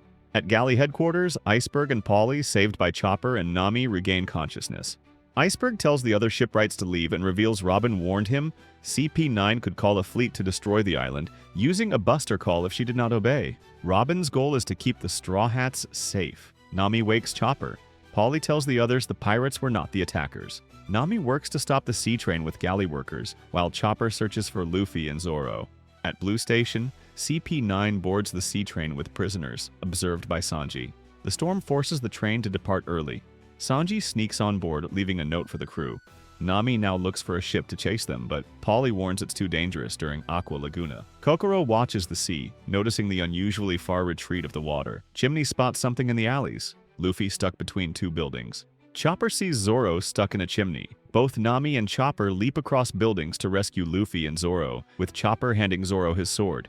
Nami yells to Luffy that Robin gave up her life so they could escape the government. Luffy pushes apart the buildings he was stuck between, and Zoro slices the chimney he was trapped in, just as the first wave of Aqua Laguna crashes toward them. They barely reach higher ground, but are engulfed by another wave. Polly pulls them up, and they climb to even higher ground, learning the full situation. On Puffing Tom, Sanji wonders how to get inside. A government agent appears, comments on the storm, and notices Sanji. Sanji attacks immediately, kicking the agent into the train. Other agents draw their guns and confront him. Sanji gets inside, but the agents threaten to shoot. One tries to contact Lucci, but a large man steps in, saying CP9 should not be bothered by such a small issue. He introduces himself as Jerry, an undefeated boxing champion from the South Blue. Sanji is unimpressed. Jerry attacks with a rapid punch barrage, but misses and hits the other agents instead. He mocks Sanji and changes his stance. Sanji angrily says Jerry only made his range shorter. Jerry claims it was planned and tries a drill kick, but misses. Sanji defeats him instantly with Brochette, shocking the agents. Back at Water 7, Luffy decides to chase Robin by ship, but Polly warns no ship can survive Aqua Laguna. Kokoro says only a sea train could do it, and leads them to the old prototype, Rocket Man, with Iceberg finishing maintenance. Luffy and Zoro recover by eating meat and sake provided by Nami and conductors. Before leaving, the Frankie family appears, tearfully asking to join to rescue Frankie. Luffy agrees. The train launches into Aqua Laguna with the Frankie's cart attached, boosting speed. Polly reveals the assassins' identities and forms an alliance with the Straw Hats, Galley Company, and Frankie family. Meanwhile, Iceberg remembers a brief flashback where he is told that Cutty Flam wants to see him and is clearly shocked. That night, he secretly meets Frankie and learns that Frankie rebuilt his body after it was destroyed by the sea train. They argue about the past and Tom's death, with Iceberg admitting that he still hasn't forgiven Frankie. In the end, Iceberg gives Frankie the Pluton blueprints, tells him to abandon the name Cutty Flam, and leave Water 7 to protect them. Though worried, Frankie refuses to leave, and Iceberg tearfully admits that he is glad Frankie is alive. In present on Puffing Tom, Sanji frees Usopp and Frankie from the next car after convincing Frankie is trustworthy. They climb toward Captain T-Bone's station and use a Den Mushi to contact Nami. Back on Rocketman, a huge wave approaches. Luffy and Zoro perform their ultimate combo, Gomu Gomu no Sanbyaku Pound Cannon, blasting a tunnel and saving the train. On Puffing Tom, Frankie wants to help rescue Robin, but Usopp refuses, saying he's no longer a part of the crew. Meanwhile, T-Bone and the Marines search for the escaped criminals. A Marine spots Sanji and Frankie outside the train, but he is suddenly shot into the water. The shooter reveals himself as Soga King, claiming Usopp told him everything and is willing to help. Sanji and Frankie see through his disguise but remain silent. On the Rocketman, Zoro notices Nami's new weapon. She explains it's the perfect climate tact, modified by Usopp before he left. Nami and Luffy feel disappointed by Usopp's work, but Zoro angrily tells them not to lose spirit. Back at Puffing Tom, in Train Car 6, T-Bone and the Marines search for Sanji, Frankie, and Soga King. The trio briefly taunts them at the door, then escapes as Soga King delays them. T-Bone cuts the door open, but they have already fled to the roof. He realizes their plan, yet it's too late. The cars are locked and detached. Wanze blocks the way and challenges the group. Frankie's shots and Sanji's kicks fail as Wanze dodges easily. Sanji sends Frankie and Soga King ahead and stays behind to fight. Wanze attacks using noodle techniques and even creates a ramen battlesuit, angering Sanji by using food to fight. After a fierce exchange, Sanji switches tactics, uses kitchen knives, and overwhelms Wanze. On the roof of the Puffing Tom, Frankie faces Nero, who uses Rokushiki techniques like Soru, Geppo, and Rankyaku. Their fight is fast and brutal, with neither fully understanding the other's abilities. Frankie endures Nero's attacks and counters with his own weapons. Meanwhile, Soga King reaches Robin's car and reveals he came to save her, telling her that the Straw Hats are coming.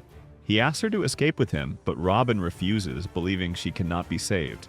Even so, Soga King declares that the crew will chase her anywhere, even to hell. When a government agent enters, Soga King hides and Robin pretends everything is normal. On the Rocketman, Luffy spots the abandoned train cars. On the abandoned train cars, Marines and government agents notice the approaching train. Luffy jumps onto it with Gomu Gomu no rocket. Bullets bounce off his rubber body. He learns Robin and the others aren't there and tells Zoro to cut up the train car. Zoro slices it, leaving the Marines stranded. Ahead, they see a split Sea King, surprising everyone. On the tracks, T-Bone rushes after Puffing Tom to catch up. Zanbai recognizes him as the Navy's ship slasher, capable of cutting any ship. He challenges Zoro, who blocks T-Bone's Chokaku Hicho, Bone Odori attack, and defeats him. T-Bone complements Zoro's strength while floating in the water. On Puffing Tom, Sogeking hides inside Robin's coat while Corgi sniffs around, suspicious of pirates. In Train Car 4, Sanji defeats Wanzi after a fierce battle, punishing him for disrespecting food and friends. On the roof, Frankie fights Nero, using his strength, Centaur mode, and clever tactics to dodge attacks and counter. Sogeking creates a smokescreen, grabs Robin, and separates the train cars. Frankie refuses to run, and Sanji notes the smokescreen surprised CP9. Khalifa's Whip and Blueno pull their car in. Sanji tells Sogeking to protect Robin and attacks Blueno, stunning him with Konkasei. Robin knocks out Sogeking, confusing Sanji. Frankie holds off CP9, telling Sanji and Sogeking to return to Luffy while he stays. Blueno appears behind Sanji with Renkyaku striking him. Sanji's attacks are blocked, but Robin restrains Blueno, promising she won't escape, and chooses to stay on Puffing Tom to protect the Straw Hats. Sanji asks why, and Blueno explains that years ago an island was destroyed, with Robin as the sole child survivor. Sanji tries to attack, but Blueno vanishes through his air door. The train soon departs toward Ines Lobby. Yokozuna derails Rocketman, angering Luffy and separating the Frankie family's car. Kokoro talks to the Frog, who joins them to rescue Frankie. Quickly, the Frankie family boards the cars alongside Sanji and Sogeking. Sanji tells the others how Frankie risked himself to save Robin, leaving them moved. Luffy and the Rocketman crew quickly catch up, and Luffy notices Sanji and wonders about the mysterious Sogeking. Polly reveals that the Gates of Justice are located at the far back, and the only way to get to them is to go through the Tower of Justice. Luffy wonders what is the big hole, and Polly says it's the waterfall. Polly says that if they don't rescue Robin and Frankie before they pass through the Gates of Justice, then it's all over. The sky clears and Ines Lobby appears. Luffy quickly has gone missing, and the Rubberman has already launched himself into Ines Lobby. The Marines and government agents spot him. The Frankie family charge in riding on Sodom and Gomorrah and blast away at some Marines. Spandam receives a report with the Marines saying there are a bunch of people charging through the main gate, and they need reinforcements. Luffy asks Marines to let him pass, but one attacks. He dodges and uses Gomu Gomu no Makata Robo to control the Marine, taking out others. Luffy escapes over the second gate, leaving the Marines behind. Spandam demands to know what is going on from the gatekeeper. However, the gatekeeper has been knocked out. As the members of the Frankie family proceed, they are ambushed by the two giants Kashi and Oimo. With Mozu and Kiwi's ship's bottom dismantling cut, Polly's rope action, and Zanbai's bazooka, Kashi is finally defeated. He is then nailed down by Peeply Lulu and Tilestone. Oimo then takes on the remaining fighters, while Luffy takes out 500 soldiers on his own. Meanwhile, the members of CP9 meet together in the first full reunion in 5 years. After CP9 finishes fighting, Spandam praises them for capturing Robin and Cutty Flam, promising a reward later. Meanwhile, Robin recalls her happy moments with the Straw Hats. On the streets, Luffy defeats more Marines, tearing a wall and using Gatling gun to send rubble flying everywhere. Baskerville sends 100 men from the Watchdog unit to the area. At the gate, Oimo is distracted by the Frankie family while Mozu and Kiwi manage to unlock the gate. Meanwhile, the Rocketman finally reaches Ines Lobby. Yokozuna pushes on the gate, allowing the Rocketman to ride over the fence. The train is sent flying into the air. Meanwhile, the Frankie family finally defeats Oimo. The Straw Hats try to catch up with Luffy. Zoro notices they're being followed as Marines surround them, but Sodom, Gomorrah, Galila, and the Frankie family help the Straw Hats escape and fight the Marines. Meanwhile, Spandam reveals Aokiji allowed the Buster call, punching Robin when she questions it. Spandam asks what the CP9 wants, and Lucci explained they want blood, and they have the right to kill people because they are with the government. Sodom and Gomorrah come and rampage over the Marines. Luffy gets cornered by the Marines, so to escape he goes on the roof. Meanwhile, the Straw Hats now notice that Sogeking is not with them. Oimo wakes crying and Sogeking asks why. Oimo explains that he and Kashi's bosses left a little garden for a competition and never returned. After 50 years, they tried to rescue them but were tricked by the world government into serving at Ines Lobby for 100 years. Sogeking reveals that Dory and Brogy have been fighting ever since. Meanwhile, Sodom and Gomorrah charge the Marines, but Sodom is hit and collapses, while the Straw Hats ride Gomorrah to continue forward. The tables turn when the Giants reveal their purpose and Sogeking appears on Kashi's shoulders. The Giants easily knock out several Marines. Meanwhile, Frankie tells Robin how lucky she is to have friends like the Straw Hats who put so much effort for her rescue and followed her to as dangerous a place as Eni's lobby. At the same time, Spandam offers Kaku and Khalifa devil fruits with unknown powers. Both Kaku and Khalifa decide to eat them. Lucci appears very satisfied that they ate the devil fruits and urges them to understand their new powers. On the roof, Luffy faces Blueno and declares that he cannot finish the fight in his current state. Luffy, using Gear 2 for the first time, enhance his body and overpower Blueno and defeat him. Luffy, exhausted from the fight, struggles with Gear 2 but knows he must keep moving forward. Meanwhile, Frankie frees himself and Robin. The Straw Hats gather together and Luffy calls out to Robin, but she refuses to be saved. She just wanted to die. Quick flashback shows 20 years in the past. Robin grows up on Ohara, isolated and mistreated while her mother is away. Despite this, she becomes an archaeology scholar at only 8 years old and dreams of studying the Forbidden Void Century. After being rejected by the scholars, she befriends Saul, who teaches her how to smile. Olvia returns to the island and warns the scholars that the world government plans to destroy Ohara, but they refuse to abandon their research. To protect her daughter, Olvia cuts ties with Robin. The world government launches a buster call. Professor Clover is executed after revealing the truth about an erased ancient civilization. As the Tree of Knowledge burns, Robin reunites briefly with her mother, who sends her away with Saul to escape. Saul sacrifices himself to protect Robin. Vice Admiral Kuzan, Aokaji, secretly allows her to flee, while Akainu destroys the evacuation ship. From that day on, Robin lives as a fugitive, feared by the world for simply existing. The Straw Hats silently acknowledge her fear. Spandam mocks her, highlighting the world government's reach. Luffy tells Sogeking to shoot down the flag, declaring war on the world government. Robin screams to Luffy, "Take me to the sea with you." Judge Baskerville fires the mortar cannon to stop the drawbridge, while Spandam drags Robin. Trusting the Straw Hats, Frankie makes a final gamble. Hoping Tom would understand, he burns the Pluton blueprints with fresh fire, shocking Spandam and CP9 as years of planning are erased. With the plans gone, Pluton can now only be rebuilt through Robin's knowledge. As Spandam attacks and sends Frankie falling into the abyss, Kokoro tells the Straw Hats to prepare to jump. At first confused, they understand when Rocketman's whistle sounds. Luffy wraps his arms around the crew and leaps from the roof. Rocketman charges up the drawbridge and launches into the air. Luffy guides everyone onto the flying train, and it catches Frankie on its damaged front. Rocketman crashes into the front wall of the Tower of Justice. Spandam orders Lucci to escort him and Robin to the Gates of Justice, while the rest of CP9 are told to eliminate the Straw Hats. As the crew prepares to fight, Fukuru stops them and reveals each CP9 member holds a key to Robin's Seastone cuffs, but only one key works. Sanji quickly forms a plan. Luffy goes after Robin, while the rest stay behind to fight CP9. Sogeking sneaks past sleeping Jabra to steal a key, but wakes him.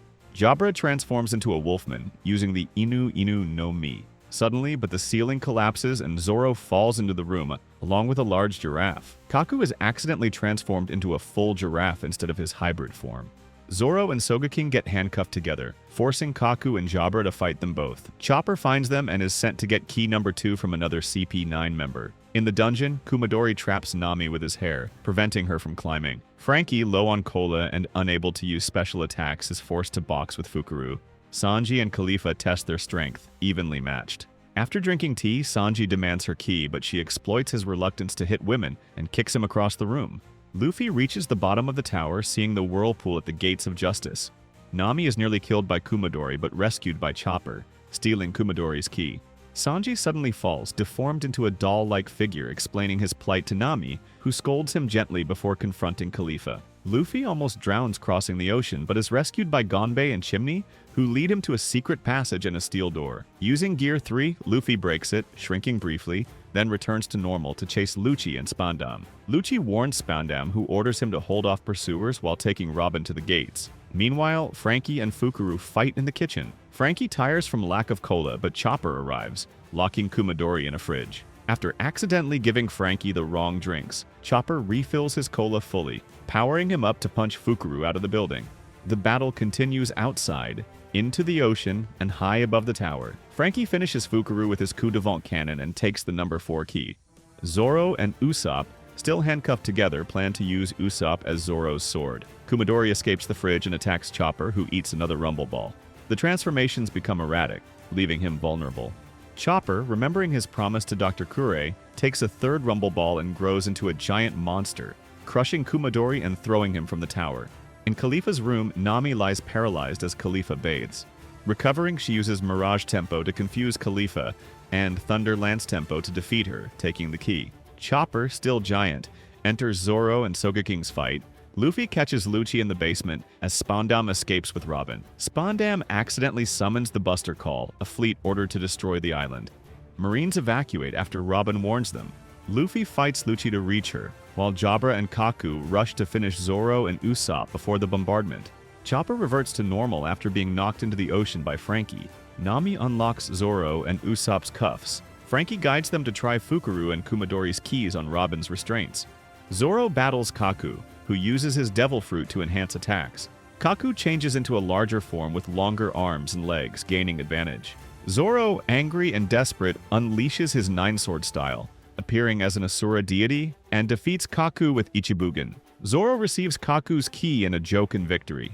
Sanji catches up, realizing the last key is theirs. Robin admits her fear of death but trusts her crew to save her. Luffy struggles against Lucci's rapid Shagan attacks. Frankie arrives wanting to help, but Luffy tells him to leave Lucci to him. He needs to go after Robin. Frankie attacks Lucci, but his Takai is too strong. Luffy uses Gear 2 and knocks Lucci away. Astonished by Luffy's strength, Frankie is encouraged to fight. Luffy holds off the transformed Lucci, letting Frankie leave to chase Spandam and Robin. On the bridge, Spandam drags Robin, gloating about landmines behind them. He reveals his father, Spandine, destroyed Ohara, enraging Robin. Frankie triggers the mines, falling into the water, while Spandam laughs that no one can save her. Suddenly, Sogeking fires missiles from the Tower of Justice, hitting Spandam and the Marines, and Robin escapes. Frankie jumps in to block the bullets, receives all the keys, and uses the number 5 key to unlock Robin's Seastone cuffs. Robin thanks him, and Frankie tells her she is free to act. She attacks Spandam with her devil fruit powers. The celebration is cut short as the Buster Call fleet arrives, destroying the tower top and the defensive fence. Frankie warns it's their last chance to escape via the escort ship. In the tunnels, Nami's group run from rising water. Luffy's Gear 2 strains his body, pushing him to the limit. Lucci realizes Luffy is using his legs to pump blood, something only his rubber body can handle. Risking his life, Luffy ignores the danger, furious at Lucci for mocking his friends, while Lucci floods the underwater passage to block the Straw Hats. Marines try to stop Robin but halt as the Buster Call approaches. The Buster Call fleet arrives with 5 Vice Admirals. They can destroy everything except the bridge where Robin stands. The Frankie family rushes toward the gates. Sogeking, blown from the tower, lands near Sanji and Zoro. Meanwhile, Nami's group are caught in rising water. Exhausted, Luffy is attacked by Lucci, then uses Gear 3 to grow his arm and strike Lucci with a Gomu Gomu no Gigant pistol, sending him flying into the sea. He then lands on a ship of the Buster Call, where the Marines are confused and amazed. Lucci, after recovering, returns to human form, showing scars from the world government. Luffy heads to the ship where Lucci is, dodging Marine gunfire. He uses Gomu Gomu no Gigant Axe, smashing the ship and knocking out many Marines. Lucci evades, bites Luffy's shoulder, and attacks in his leopard form. Luffy counters with Gomu Gomu no Gigant Whip, striking the ship's mast. Lucci jumps behind him, kicks him into the ship, and launches a Renkyaku, which Luffy dodges while slicing through the deck. Vice Admiral Onigamo orders the fleet to target Luffy's ship, killing a Marine who objects. The ship is hit, but Luffy survives and returns to the tower, shrinking briefly from Gear 3 side effects. Spandam mocks him, but Frankie punches him and blocks Funkfried. Zoro and others struggle in the flooding tunnels, but Kokoro saves them, revealing her mermaid form. Robin and Frankie hijack Spandam's escape ship, with Kokoro jumping aboard with the unconscious Straw Hats. Robin and Frankie thank her as she returns to human form. The rest of the Frankie family and crew escape the Buster Call path. Meanwhile, Nami and Robin, exhausted and surrounded by Marines, fight back together. Robin disables the enemies with her powers while Nami unleashes another Thunderbolt Tempo, wiping them out. Elsewhere, Frankie battles Captain Very Good, whose Berry Berry no Mi lets him split into many parts. Zoro steps in, deflecting the attacks, and Frankie finishes the fight with a powerful weapons left. Nami and Robin arrive, and Robin uses Clutch to take down the pursuing Marines. Zoro then faces a masked Marine who ate the Sabi Sabi no Mi, allowing him to rust anything he touches. Zoro's swords are destroyed and he is nearly immobilized, but the enemy is ultimately taken down, allowing the crew to keep moving forward. Usopp yells for Luffy to get up and taunts Lucci to distract him, while a bloodied, exhausted Luffy struggles to rise. Lucci ignores Usopp at first, but eventually confronts him. Luffy tells Usopp to stop, asking if he's crazy since Lucci could kill him, but Usopp tells Luffy to stop worrying. Seeing Usopp in danger, Luffy forces himself up, determined to fight until he defeats Lucci. Luffy and Lucci clash violently, exchanging relentless attacks.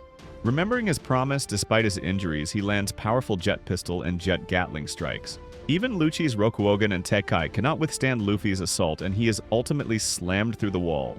A Marine reports over the Denden Mushi that Lucci has been defeated. The Vice Admirals rally the Marines, resuming the fight on the Bridge of Hesitation. The Straw Hats and Frankie hold their ground, but the Buster Call targets a fatigued Luffy. Usopp notices Luffy's plight. The Marines destroy the escape ship. The Straw Hats realize the Buster Call is cornering them strategically, isolating them on the second column while battleships take aim. Just then, Usopp hears that voice again, and the rest of the Straw Hats notice it too, urging them to look down. Realizing it's a friend, Usopp suggests a daring plan: jump into the sea. To their relief, the Going Merry waits below, ready to catch them. Many of the Straw Hats are choking back emotion at being back aboard their ship. Even Frankie is wondering just how she got here after being dumped from his hideout by CP9. Spandam orders Marines to fire, but currents and whirlpools, aided by Nami, block them. Robin uses her powers to break Spandam's spine. Frankie uses coup de vent to save everyone. Aokji declares Enies Lobby a total defeat for the world government. The Straw Hats reunite and sail from the chaos. Later, they see Iceberg's ship with his shipwrights, but the Going Merry splits in two. Luffy pleads with Iceberg, who repairs it, but Iceberg tells him there's nothing he can do.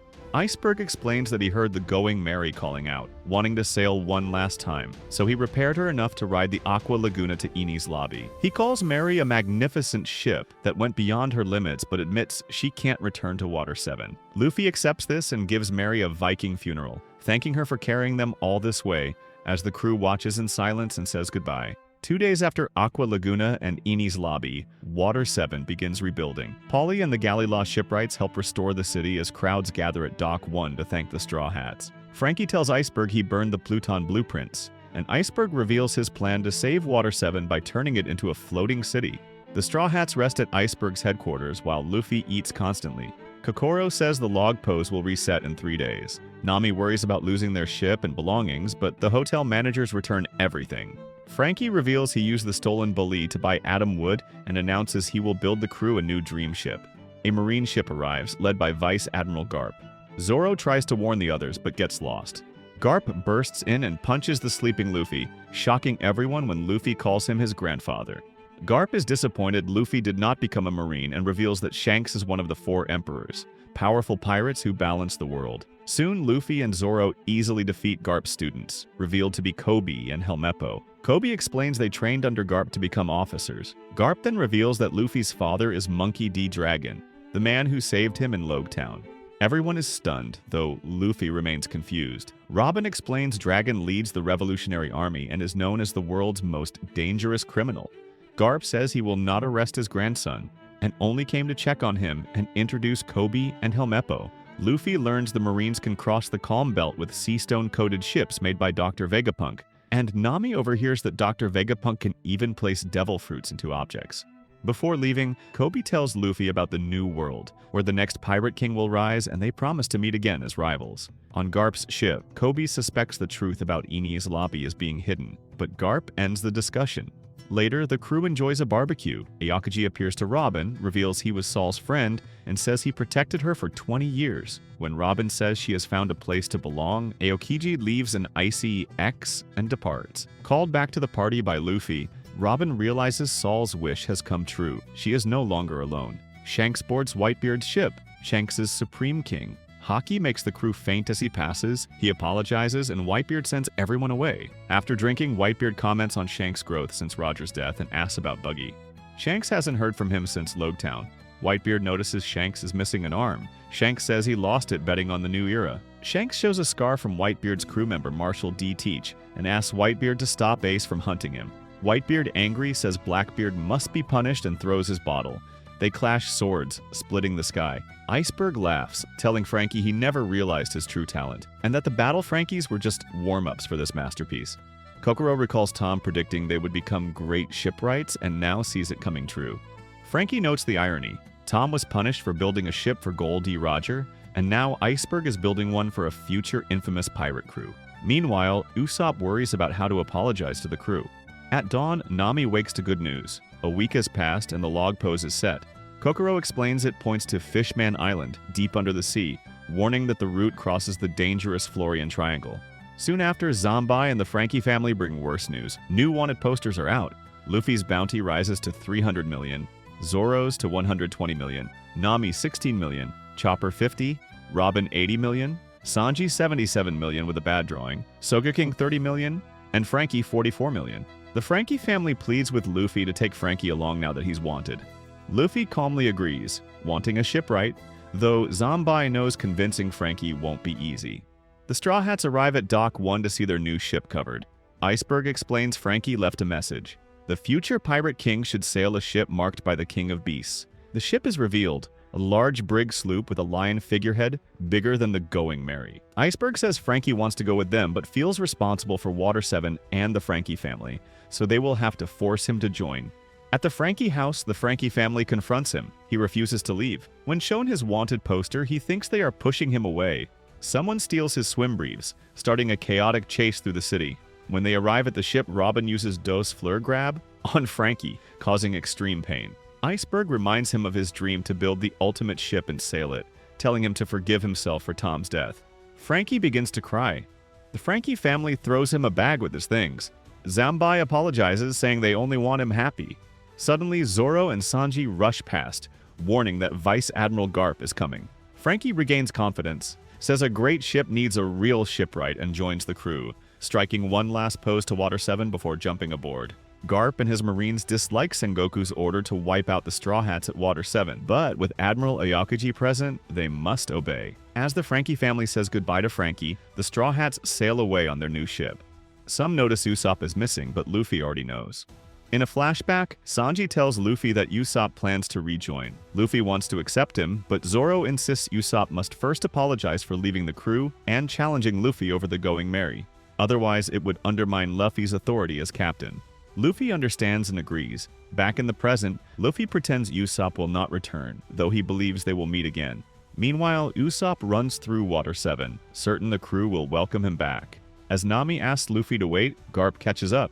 Usopp reaches the shore and sees the ship leaving. Crying, he apologizes for being selfish and stubborn and begs to return. Luffy finally hears him, stops the ship, and stretches his arm. Usopp grabs on, and Luffy pulls him aboard as both cry. The crew celebrates while escaping Garp. Frankie prepares a secret escape system and suggests a name fitting the lion figurehead. Iceberg names the ship the Thousand Sunny, a vessel meant to cross 1,000 seas. Luffy thanks to everyone, though they cannot hear him. Garp attacks with a giant cannonball, but Frankie activates Coup de Burst, using Cola to launch the Thousand Sunny into the air and escape. Across the world, new bounties spread. At Baltigo, Dragon reviews the Straw Hats' wanted posters and believes his son's actions will shake the world government, looking forward to meeting him someday. As the world reacts to the Straw Hats' new bounties and Eni's lobby, Blackbeard predicts their bounties will rise and decides to move before the Marines. In a ruined town, Ace confronts Blackbeard. Blackbeard invites Ace to join his crew, reveals his plan to become Pirate King, and says he will kill Luffy and hand him to the world government. Ace refuses, vowing to protect his brother. The fight begins. Ace easily counters Blackbeard's crew with his Logia powers. Blackbeard admits he killed Thatch to obtain the Yami Yami no Mi, a devil fruit he sought for decades. He demonstrates its power, absorbing and destroying the town with darkness, then releasing it back. Ace attacks again, but Blackbeard explains his darkness absorbs everything, including pain, and allows him to cancel devil fruit powers by touch. He pulls Ace in and strikes him, proving his gravity-like power is extremely dangerous. The Water 7 saga ends with Blackbeard offering Ace a final chance to join him, but Ace refuses, choosing pride and loyalty to Whitebeard. Ace unleashes Flame Emperor, declaring he will make Whitebeard the Pirate King. Darkness and fire collide, and the scene ends with Ace's hat lying on the ground. If you want more recaps like this, don't forget to like, subscribe, and let me know what anime you want to see next.